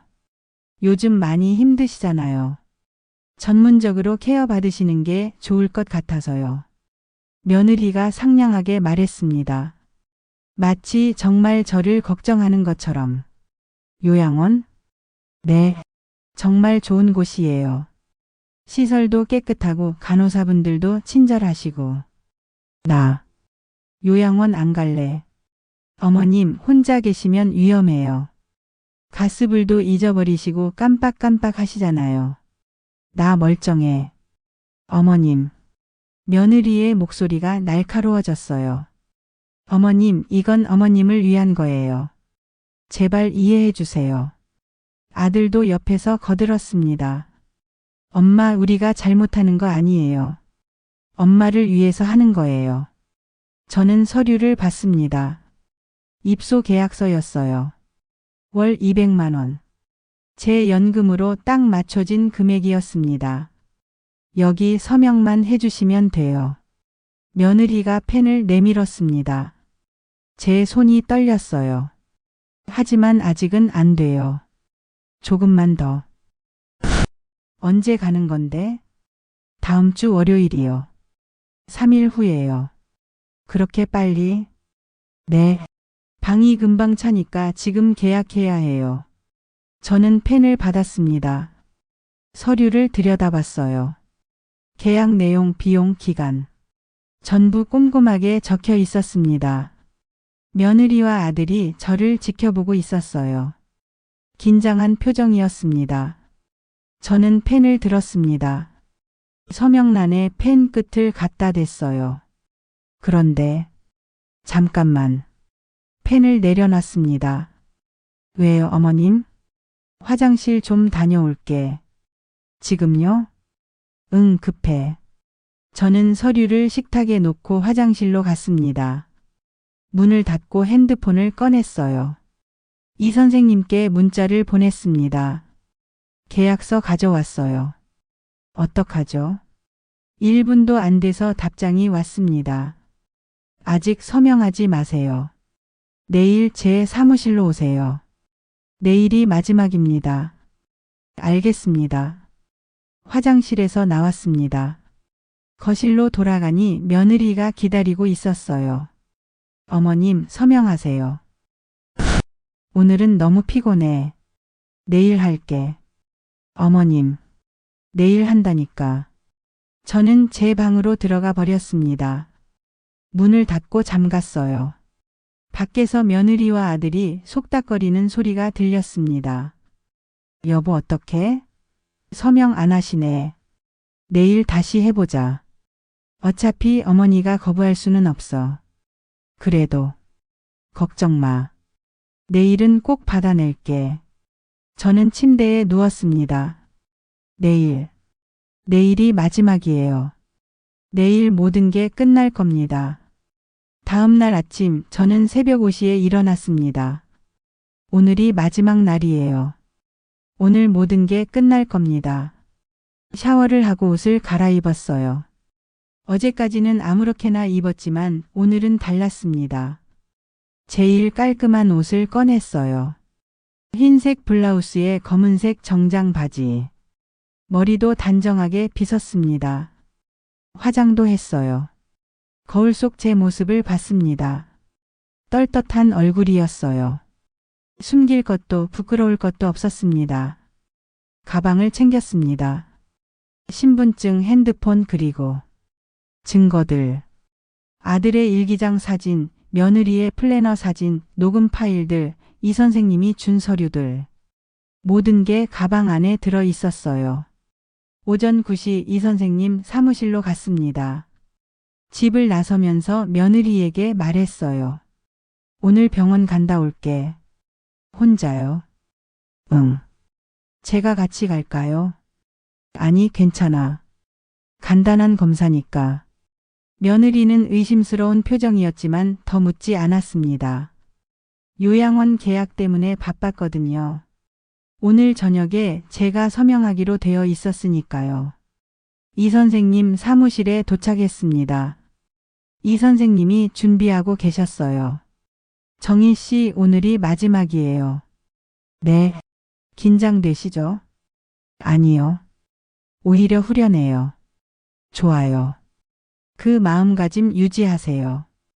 이 선생님이 서류 파일을 하나 주셨습니다. 이거 가지고 가세요. 필요한 순간에 꺼내시면 됩니다. 감사합니다, 선생님. 정희 씨, 당당하세요. 잘못한 건 그들이에요. 정희 씨가 아니고요. 네, 알고 있습니다. 사무실을 나와 집으로 돌아왔어요. 오후 1시쯤이었습니다. 집에 들어가니 며느리가 부엌에서 뭔가 준비하고 있었어요. 어머님 오셨어요? 병원 어떠셨어요? 응, 별일 없대. 그래요. 다행이네요. 그럼 오늘 저녁에 서명하실 수 있으시겠네요. 그래. 며느리가 환하게 웃었습니다. 드디어 끝난다는 표정이었어요. 저는 제 방으로 들어갔습니다. 침대에 앉아서 시계를 봤어요. 오후 6시에 요양원 상담사가 온다고 했습니다. 집에서 직접 계약을 진행하겠다고 며느리가 요청했대요. 5시간 남았습니다. 5시간 후면 모든 게 밝혀져요. 시간이 천천히 흘렀습니다. 오후 2시, 3시, 4시. 저는 가만히 방에 앉아 있었어요. 밖에서는 며느리가 분주하게 움직이는 소리가 들렸습니다. 청소하고 정리하고 상담사를 맞을 준비를 하는 거였어요. 오후 5시 아들이 일찍 퇴근했습니다. 오늘은 중요한 날이니까요. 거실에서 며느리와 아들이 대화하는 소리가 들렸어요. 여보, 어머님은 방에 계셔. 조용하시던데. 서명하실 거래? 응. 아까 그러신다고 하셨어. 다행이다. 이제 진짜 끝이네. 어머님 요양원 가시면 우리 인생도 시작이야. 그러게. 드디어. 저는 방문 뒤에서 그 대화를 듣고 있었습니다. 웃음이 나왔어요. 조금만 더 기다려봐. 조금 있으면 누가 끝나는지 알게 될 테니까. 오후 6시 초인종이 울렸습니다. 며느리가 현관으로 뛰어갔어요. 안녕하세요. 효사랑 요양원입니다. 네, 어서 오세요. 상담사가 들어왔습니다. 40대 여성이었어요. 깔끔한 정장 차림에 서류 가방을 들고 있었습니다. 어르신 계신가요? 네, 제가 모시고 올게요. 며느리가 제 방문을 두드렸습니다. 어머님 나오세요. 저는 천천히 문을 열었어요. 거실로 나갔습니다. 상담사가 저를 보고 공손하게 인사했어요. 어르신 안녕하세요. 저는 효사랑 요양원 김미선 상담사입니다. 안녕하세요. 앉으시죠. 우리는 거실 소파에 둘러앉았습니다. 저 아들, 며느리, 그리고 상담사. 상담사가 서류를 꺼냈어요. 어르신, 저희 요양원에 대해 간단히 설명드릴게요. 상담사는 요양원 시설에 대해 설명하기 시작했습니다. 방 구조, 식사, 프로그램, 간호 시스템. 저는 가만히 듣고 있었어요. 아무 말도 하지 않았습니다. 10분쯤 지나자 상담사가 계약서를 꺼냈습니다. 그럼 이제 계약서 작성하시겠습니다. 네. 며느리가 적극적으로 대답했어요. 입소일은 이번 주 월요일 3일 후입니다. 비용은 월 200만 원이고요. 3개월 선납입니다. 600만 원이요? 제가 처음으로 물었습니다. 네, 맞습니다. 비싸네요. 어머님. 며느리가 제 말을 끊었어요. 어머님 건강을 위한 건데 비싸다니요. 하지만 어머님, 저희가 다 알아서 할게요. 걱정하지 마세요. 상담사가 계약서를 식탁 위에 펼쳤습니다. 어르신, 여기 서명해 주시면 입소 절차가 진행됩니다. 펜을 내밀었어요. 며느리와 아들이 저를 바라봤습니다. 긴장한 표정이었어요. 드디어 끝난다는 눈빛이었습니다. 저는 펜을 받았습니다. 계약서를 내려다봤어요. 제 이름이 적혀 있었습니다. 박정희. 입소자란에 제 이름이 인쇄되어 있었어요. 서명란이 비어 있었습니다. 펜을 들었어요. 서명란 위에 펜 끝을 갖다 댔습니다. 며느리가 숨을 죽이고 지켜봤어요. 아들도 마찬가지였습니다. 상담사는 미소를 짓고 있었고요. 그 순간, 잠깐만요. 저는 펜을 내려놨습니다. 네? 상담사가 의아한 표정을 지었어요. 저는 가방을 열었습니다. 서류 파일을 꺼냈어요. 그리고 식탁 위에 펼쳤습니다. 이게 뭐예요, 어머님? 며느리가 물었습니다. 목소리가 떨렸어요. 저는 천천히 입을 열었습니다. 민수야, 수진아. 네, 엄마. 이거 뭔지 알아? 제일 위에 있던 사진을 꺼냈습니다. 아들의 일기장 사진이었어요. 2013년 5월 2일. 엄마를 우리랑 같이 살게 하자. 혼자 계시면 위험하다는 명분으로. 사실은 엄마 연금 350만 원이면 우리 생활비 대부분 해결된다. 또렷하게 읽었습니다. 아들의 얼굴이 창백해졌어요. 그리고 이것도. 며느리의 플래너 사진을 꺼냈습니다. 며느리가 벌떡 일어났습니다. 어머님, 이건. 앉아. 제 목소리가 차갑게 나왔어요. 며느리가 다시 앉았습니다. 나 바보 아니야. 저는 계속 말했습니다. 3개월 전부터 다 알고 있었어. 너희가 날 요양원 보내고 내 돈으로 살려고 했던 거. 다 알아. 엄마 오해예요. 그게 아니라. 오해? 저는 핸드폰을 꺼냈어요. 녹음 파일을 재생했습니다. 며느리의 목소리가 스피커에서 흘러나왔어요. 어머님 8억만 있으면 되는데 요양원월 200만 원이면 괜찮은 데 있더라. 어머님 연금으로 요양원비 내면 우리는 공짜로 집 얻는 거나 마찬가지. 녹음이 멈췄습니다. 거실이 조용해졌어요. 며느리는 얼굴이 새하얘져서 말을 잃었습니다. 아들은 고개를 숙이고 있었어요. 상담사는 당황한 표정으로 우리를 번갈아 봤습니다. 그래서 나도 준비했지. 저는 통장을 꺼냈습니다. 은행 통장이었어요. 펼쳐서 보여줬습니다. 잔액 영원. 8억? 며느리가 떨리는 목소리로 물었어요. 이미 없어. 해외로 다 보냈어. 뭐라고요? 연금 계좌도 바꿨고. 저는 또 다른 서류를 꺼냈습니다. 연금 계좌 변경 확인서였어요. 이제 너희가 받을 건 하나도 없어. 며느리가 벌떡 일어나서 소리쳤습니다. 어머님, 이게 무슨 짓이에요?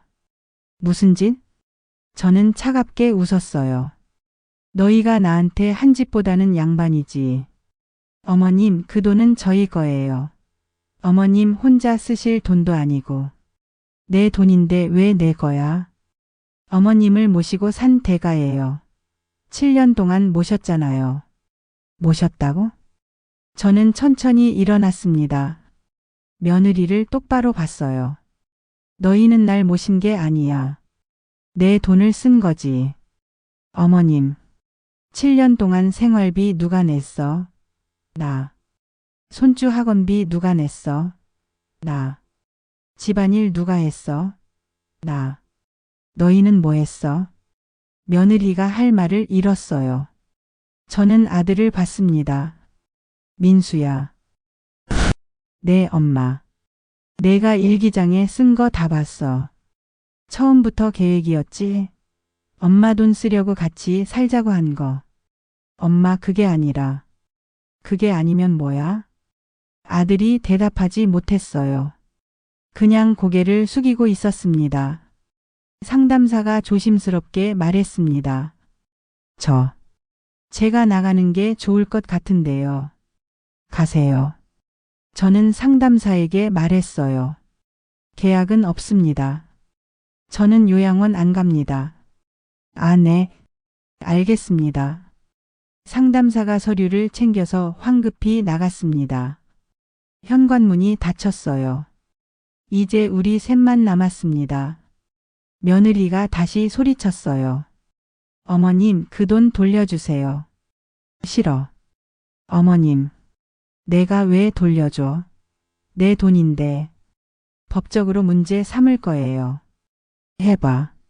저는 태연하게 말했어요. 변호사도 선임했어.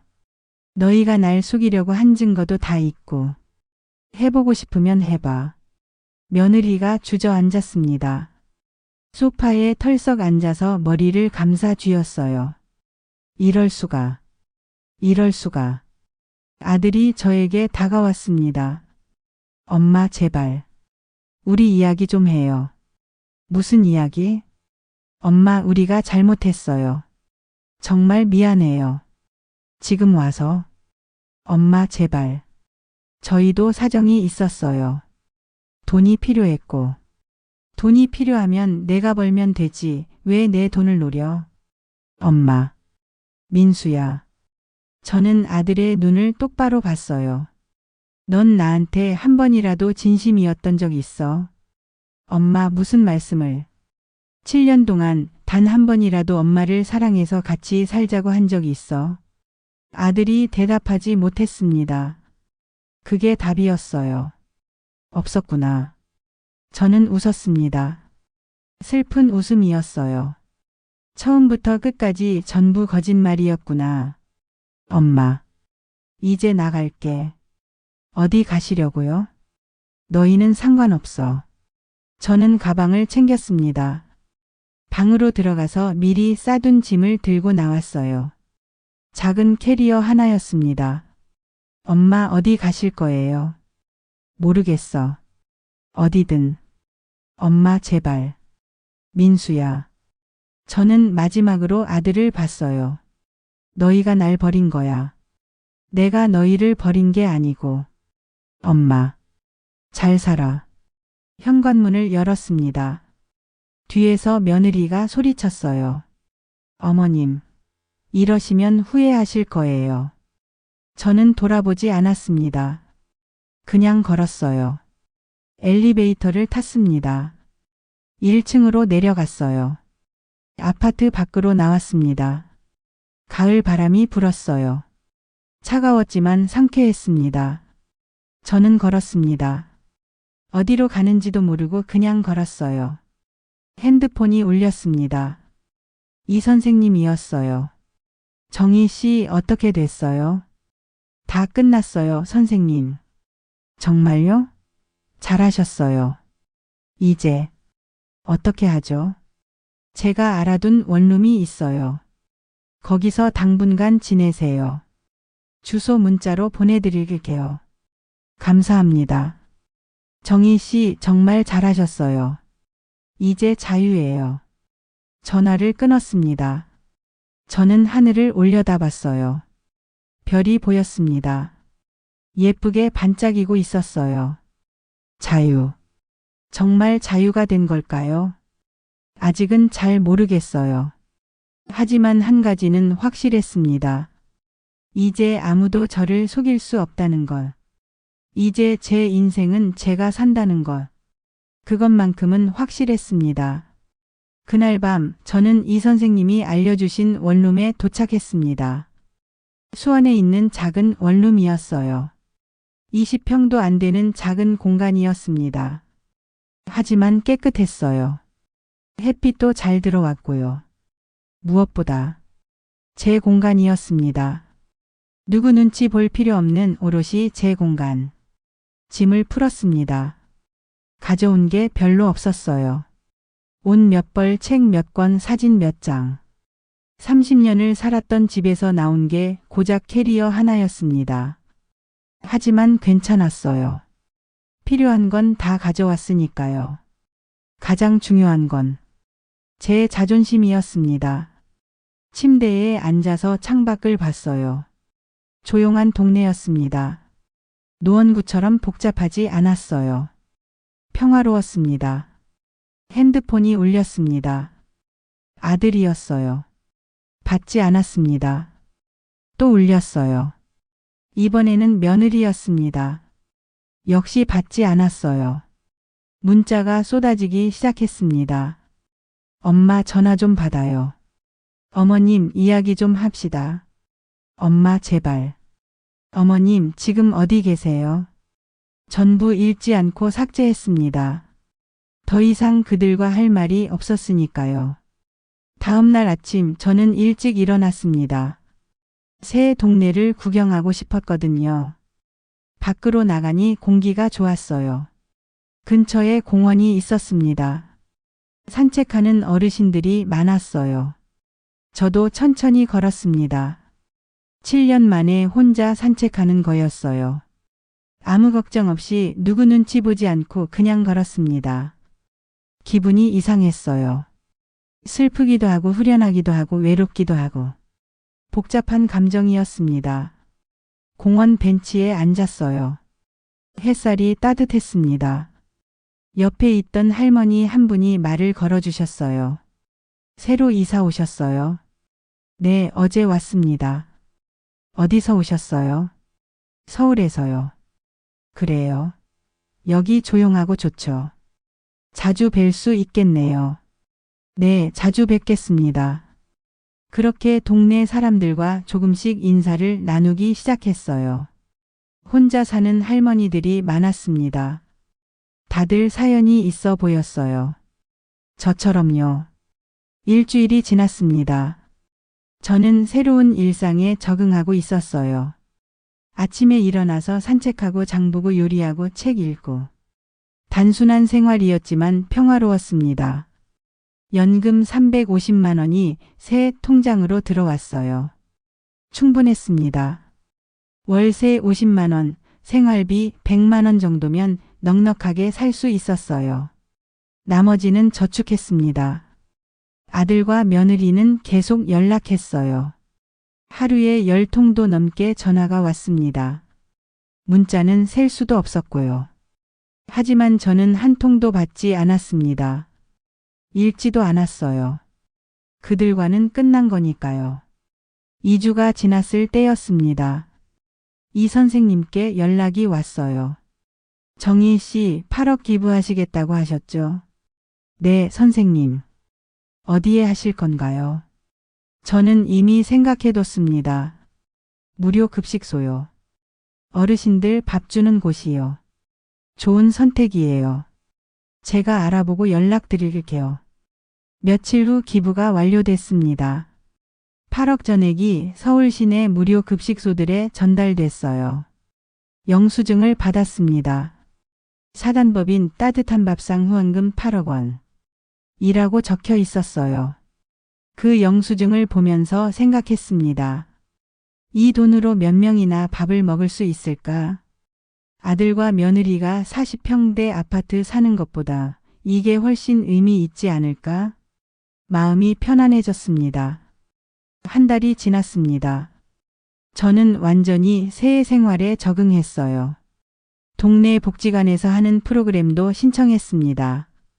요가 수업, 영어 회화 수업. 하고 싶었던 것들을 하기 시작했어요. 친구들도 생겼습니다.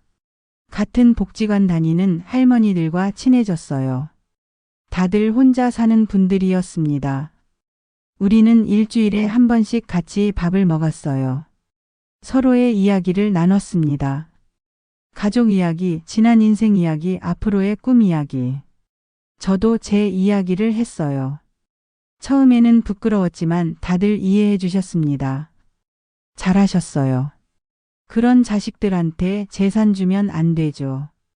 정희 씨가 용감하세요. 저는 그렇게 못했는데 그분들의 위로가 큰 힘이 됐습니다. 그러던 어느 날이었습니다. 토요일 오후 집에서 책을 읽고 있었어요. 초인종이 울렸습니다. 이상했어요. 이 집에 찾아올 사람이 없었거든요. 조심스럽게 문을 열었습니다. 그리고 깜짝 놀랐어요. 서연이었습니다. 제 손녀 서연이가 문 앞에 서 있었어요. 혼자였습니다. 할머니. 서연이의 눈에 눈물이 가득했어요. 서연아. 저는 서연이를 꽉 안았습니다. 한 달 만에 보는 손녀였어요. 서연이도 저를 꼭 안았습니다. 울고 있었어요. 할머니. 보고 싶었어요. 할머니도 보고 싶었어. 우리는 한참을 그렇게 안고 있었습니다. 현관 앞에서요. 진정하고 나서 서연이를 집 안으로 들였어요. 어떻게 여기까지 왔어? 엄마 핸드폰에서 주소 봤어요. 할머니한테 계속 문자 보낸 거. 엄마는 알아? 아니요. 몰래 왔어요. 서연이가 작은 가방을 내려놨습니다. 할머니, 저 여기서 살면 안 돼요. 서연아. 엄마랑 아빠는 맨날 싸워요. 할머니 때문에. 저는 그거 보기 싫어요. 제 가슴이 아팠습니다. 이 아이가 얼마나 힘들었을까. 서연아, 너는 엄마 아빠랑 살아야 해. 싫어요. 할머니랑 살고 싶어요. 서연아. 저는 서연이를 안쳤습니다. 그리고 천천히 말했어요. 할머니는 이제 자유로워. 그리고 할머니가 보낸 8억이 어디 갔는지 알아? 몰라요. 저는 서랍에서 기부 영수증을 꺼냈습니다. 서연이에게 보여줬어요. 할머니는 이 돈으로 정말 도움이 필요한 사람들을 도왔어. 할머니. 너희 아빠랑 엄마는 도움이 필요 없잖아. 건강하고 일할 수 있고 젊고. 서연이가 고개를 끄덕였어요. 하지만 세상에는 밥도 못 먹는 할머니, 할아버지들이 많아. 그분들한테 이 돈이 더 필요해. 할머니는 정말 착해요. 아니야. 할머니는 그냥 옳은 일을 한 거야. 서연이가 저를 꼭 안았습니다. 할머니 사랑해요. 할머니도 서연이 사랑해. 우리는 오후 내내 함께 시간을 보냈어요. 같이 저녁도 먹고 TV도 보고 이야기도 많이 했습니다. 서연이는 학교 이야기, 친구 이야기를 해줬어요. 저는 새 동네 이야기, 새 친구들 이야기를 해줬습니다. 행복한 시간이었어요. 저녁 7시쯤 서연이 핸드폰이 울렸습니다. 엄마였어요. 엄마, 나 할머니 집에 있어. 전화기 너머로 며느리가 소리 지르는 게 들렸어요. 지금 당장 집에 와. 싫어. 나 할머니랑 있을 거야. 너 지금. 서연이가 전화를 끊어버렸습니다. 서연아, 집에 가야 해. 싫어요, 할머니. 서연아, 내가 안 가면 엄마가 여기로 올 거야. 할머니는 엄마 만나고 싶지 않아. 서연이가 울었어요.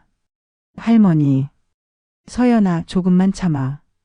내가 크면 언제든지 할머니한테 올 수 있어. 정말요? 응, 약속해.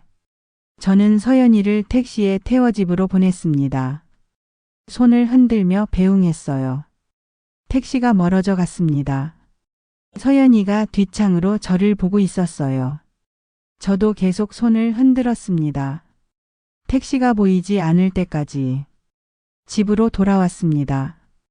혼자가 된 집은 조용했어요. 하지만 외롭지 않았습니다. 서연이가 다녀갔으니까요. 그 아이가 저를 기억해 주니까요. 창밖을 바라봤습니다. 해가 지고 있었어요. 붉은 노을이 하늘을 물들이고 있었습니다. 예쁘더군요. 저는 혼잣말을 했습니다. 이제야. 진짜 내 인생이 시작되는 것 같아. 그날 밤 편안하게 잠들었습니다. 오랜만에 악몽 없이 잘 잤어요. 3개월이 흘렀습니다. 계절이 바뀌었어요. 가을이 지나고 겨울이 왔습니다. 저는 여전히 수원에서 살고 있었습니다. 평화로운 일상이 계속됐어요. 아들과 며느리에 대한 소식은 이 선생님을 통해 들었습니다. 그들은 이혼했다고 해요. 서로를 탓하다가 결국 헤어졌답니다. 서연이는 며느리가 키우기로 했대요. 아들은 고시원에서 혼자 산다고 합니다. 회사도 그만뒀다고 들었어요. 제 이야기가 회사에 퍼졌거든요. 효자 행세하던 사람이 실은 어머니 재산을 노렸다는. 견디지 못하고 나왔답니다. 며느리는 일을 시작했대요. 생활비가 필요했으니까요. 제 연금도 없고 아들 수입도 없으니까요. 그들의 삶이 어떻게 됐든 저는 상관없었습니다. 이미 끝난 관계니까요. 저는 제 삶을 살고 있었어요. 복지관 프로그램도 계속 다녔고 친구들도 자주 만났습니다. 일주일에 한 번은 서울 무료 급식소에 자원봉사도 갔어요. 제가 기부한 돈으로 만들어진 밥을 어르신들이 드시는 걸 보니 뿌듯했습니다. 맛있게 드세요. 고맙습니다. 그 한마디가 저를 행복하게 만들었어요. 아들과 며느리한테 고맙다는 말을 들어본 적이 없었는데 여기서는 매일 들을 수 있었습니다. 어느 날 서연이에게서 편지가 왔습니다. 할머니, 저예요. 서연이에요. 할머니 잘 지내세요? 저는 잘 지내고 있어요. 엄마랑 아빠는 이혼했어요. 저는 엄마랑 살아요. 가끔 슬프지만 괜찮아요. 할머니가 옳은 일을 했다는 거 알아요. 나중에 제가 크면 꼭 할머니 찾아갈게요. 사랑해요, 할머니. 편지를 읽으면서 울었습니다. 하지만 슬픈 눈물이 아니었어요. 고마운 눈물이었습니다. 이 아이가 이해해준다는 게 너무 고마웠어요. 답장을 썼습니다. 서연아, 할머니도 사랑해. 건강하게 잘 자라. 할머니는 항상 여기 있을게. 그렇게 시간은 흘러갔습니다. 저는 여전히 수원에서 살고 있습니다. 작은 원룸이지만 행복해요. 아침에 일어나서 산책하고 친구들 만나고 자원봉사하고 책 읽고. 단순하지만 의미 있는 삶입니다. 누구 눈치 보지 않고 누구한테 이용당하지 않고 오롯이 제 삶을 사는 겁니다. 70년을 살면서 처음으로 진짜 자유를 느꼈어요. 돈이 많아서가 아니에요. 집이 커서도 아니고요. 그냥 제가 제 선택을 할 수 있어서, 제 삶의 주인이 제 자신이어서 그게 자유였습니다. 오늘도 저는 창가에 앉아 있습니다. 햇살이 따뜻하게 비춰요. 커피 한 잔을 마시며 창밖을 봅니다. 사람들이 지나가고 아이들이 뛰어놀고 세상은 계속 돌아갑니다. 저도 그 세상의 일부로 조용히 살아가고 있어요. 행복하게, 당당하게, 자유롭게. 이제야 진짜 제 인생이 시작된 것 같습니다. 끝까지 시청해주신 여러분께 감사드립니다. 구독과 좋아요 부탁드립니다.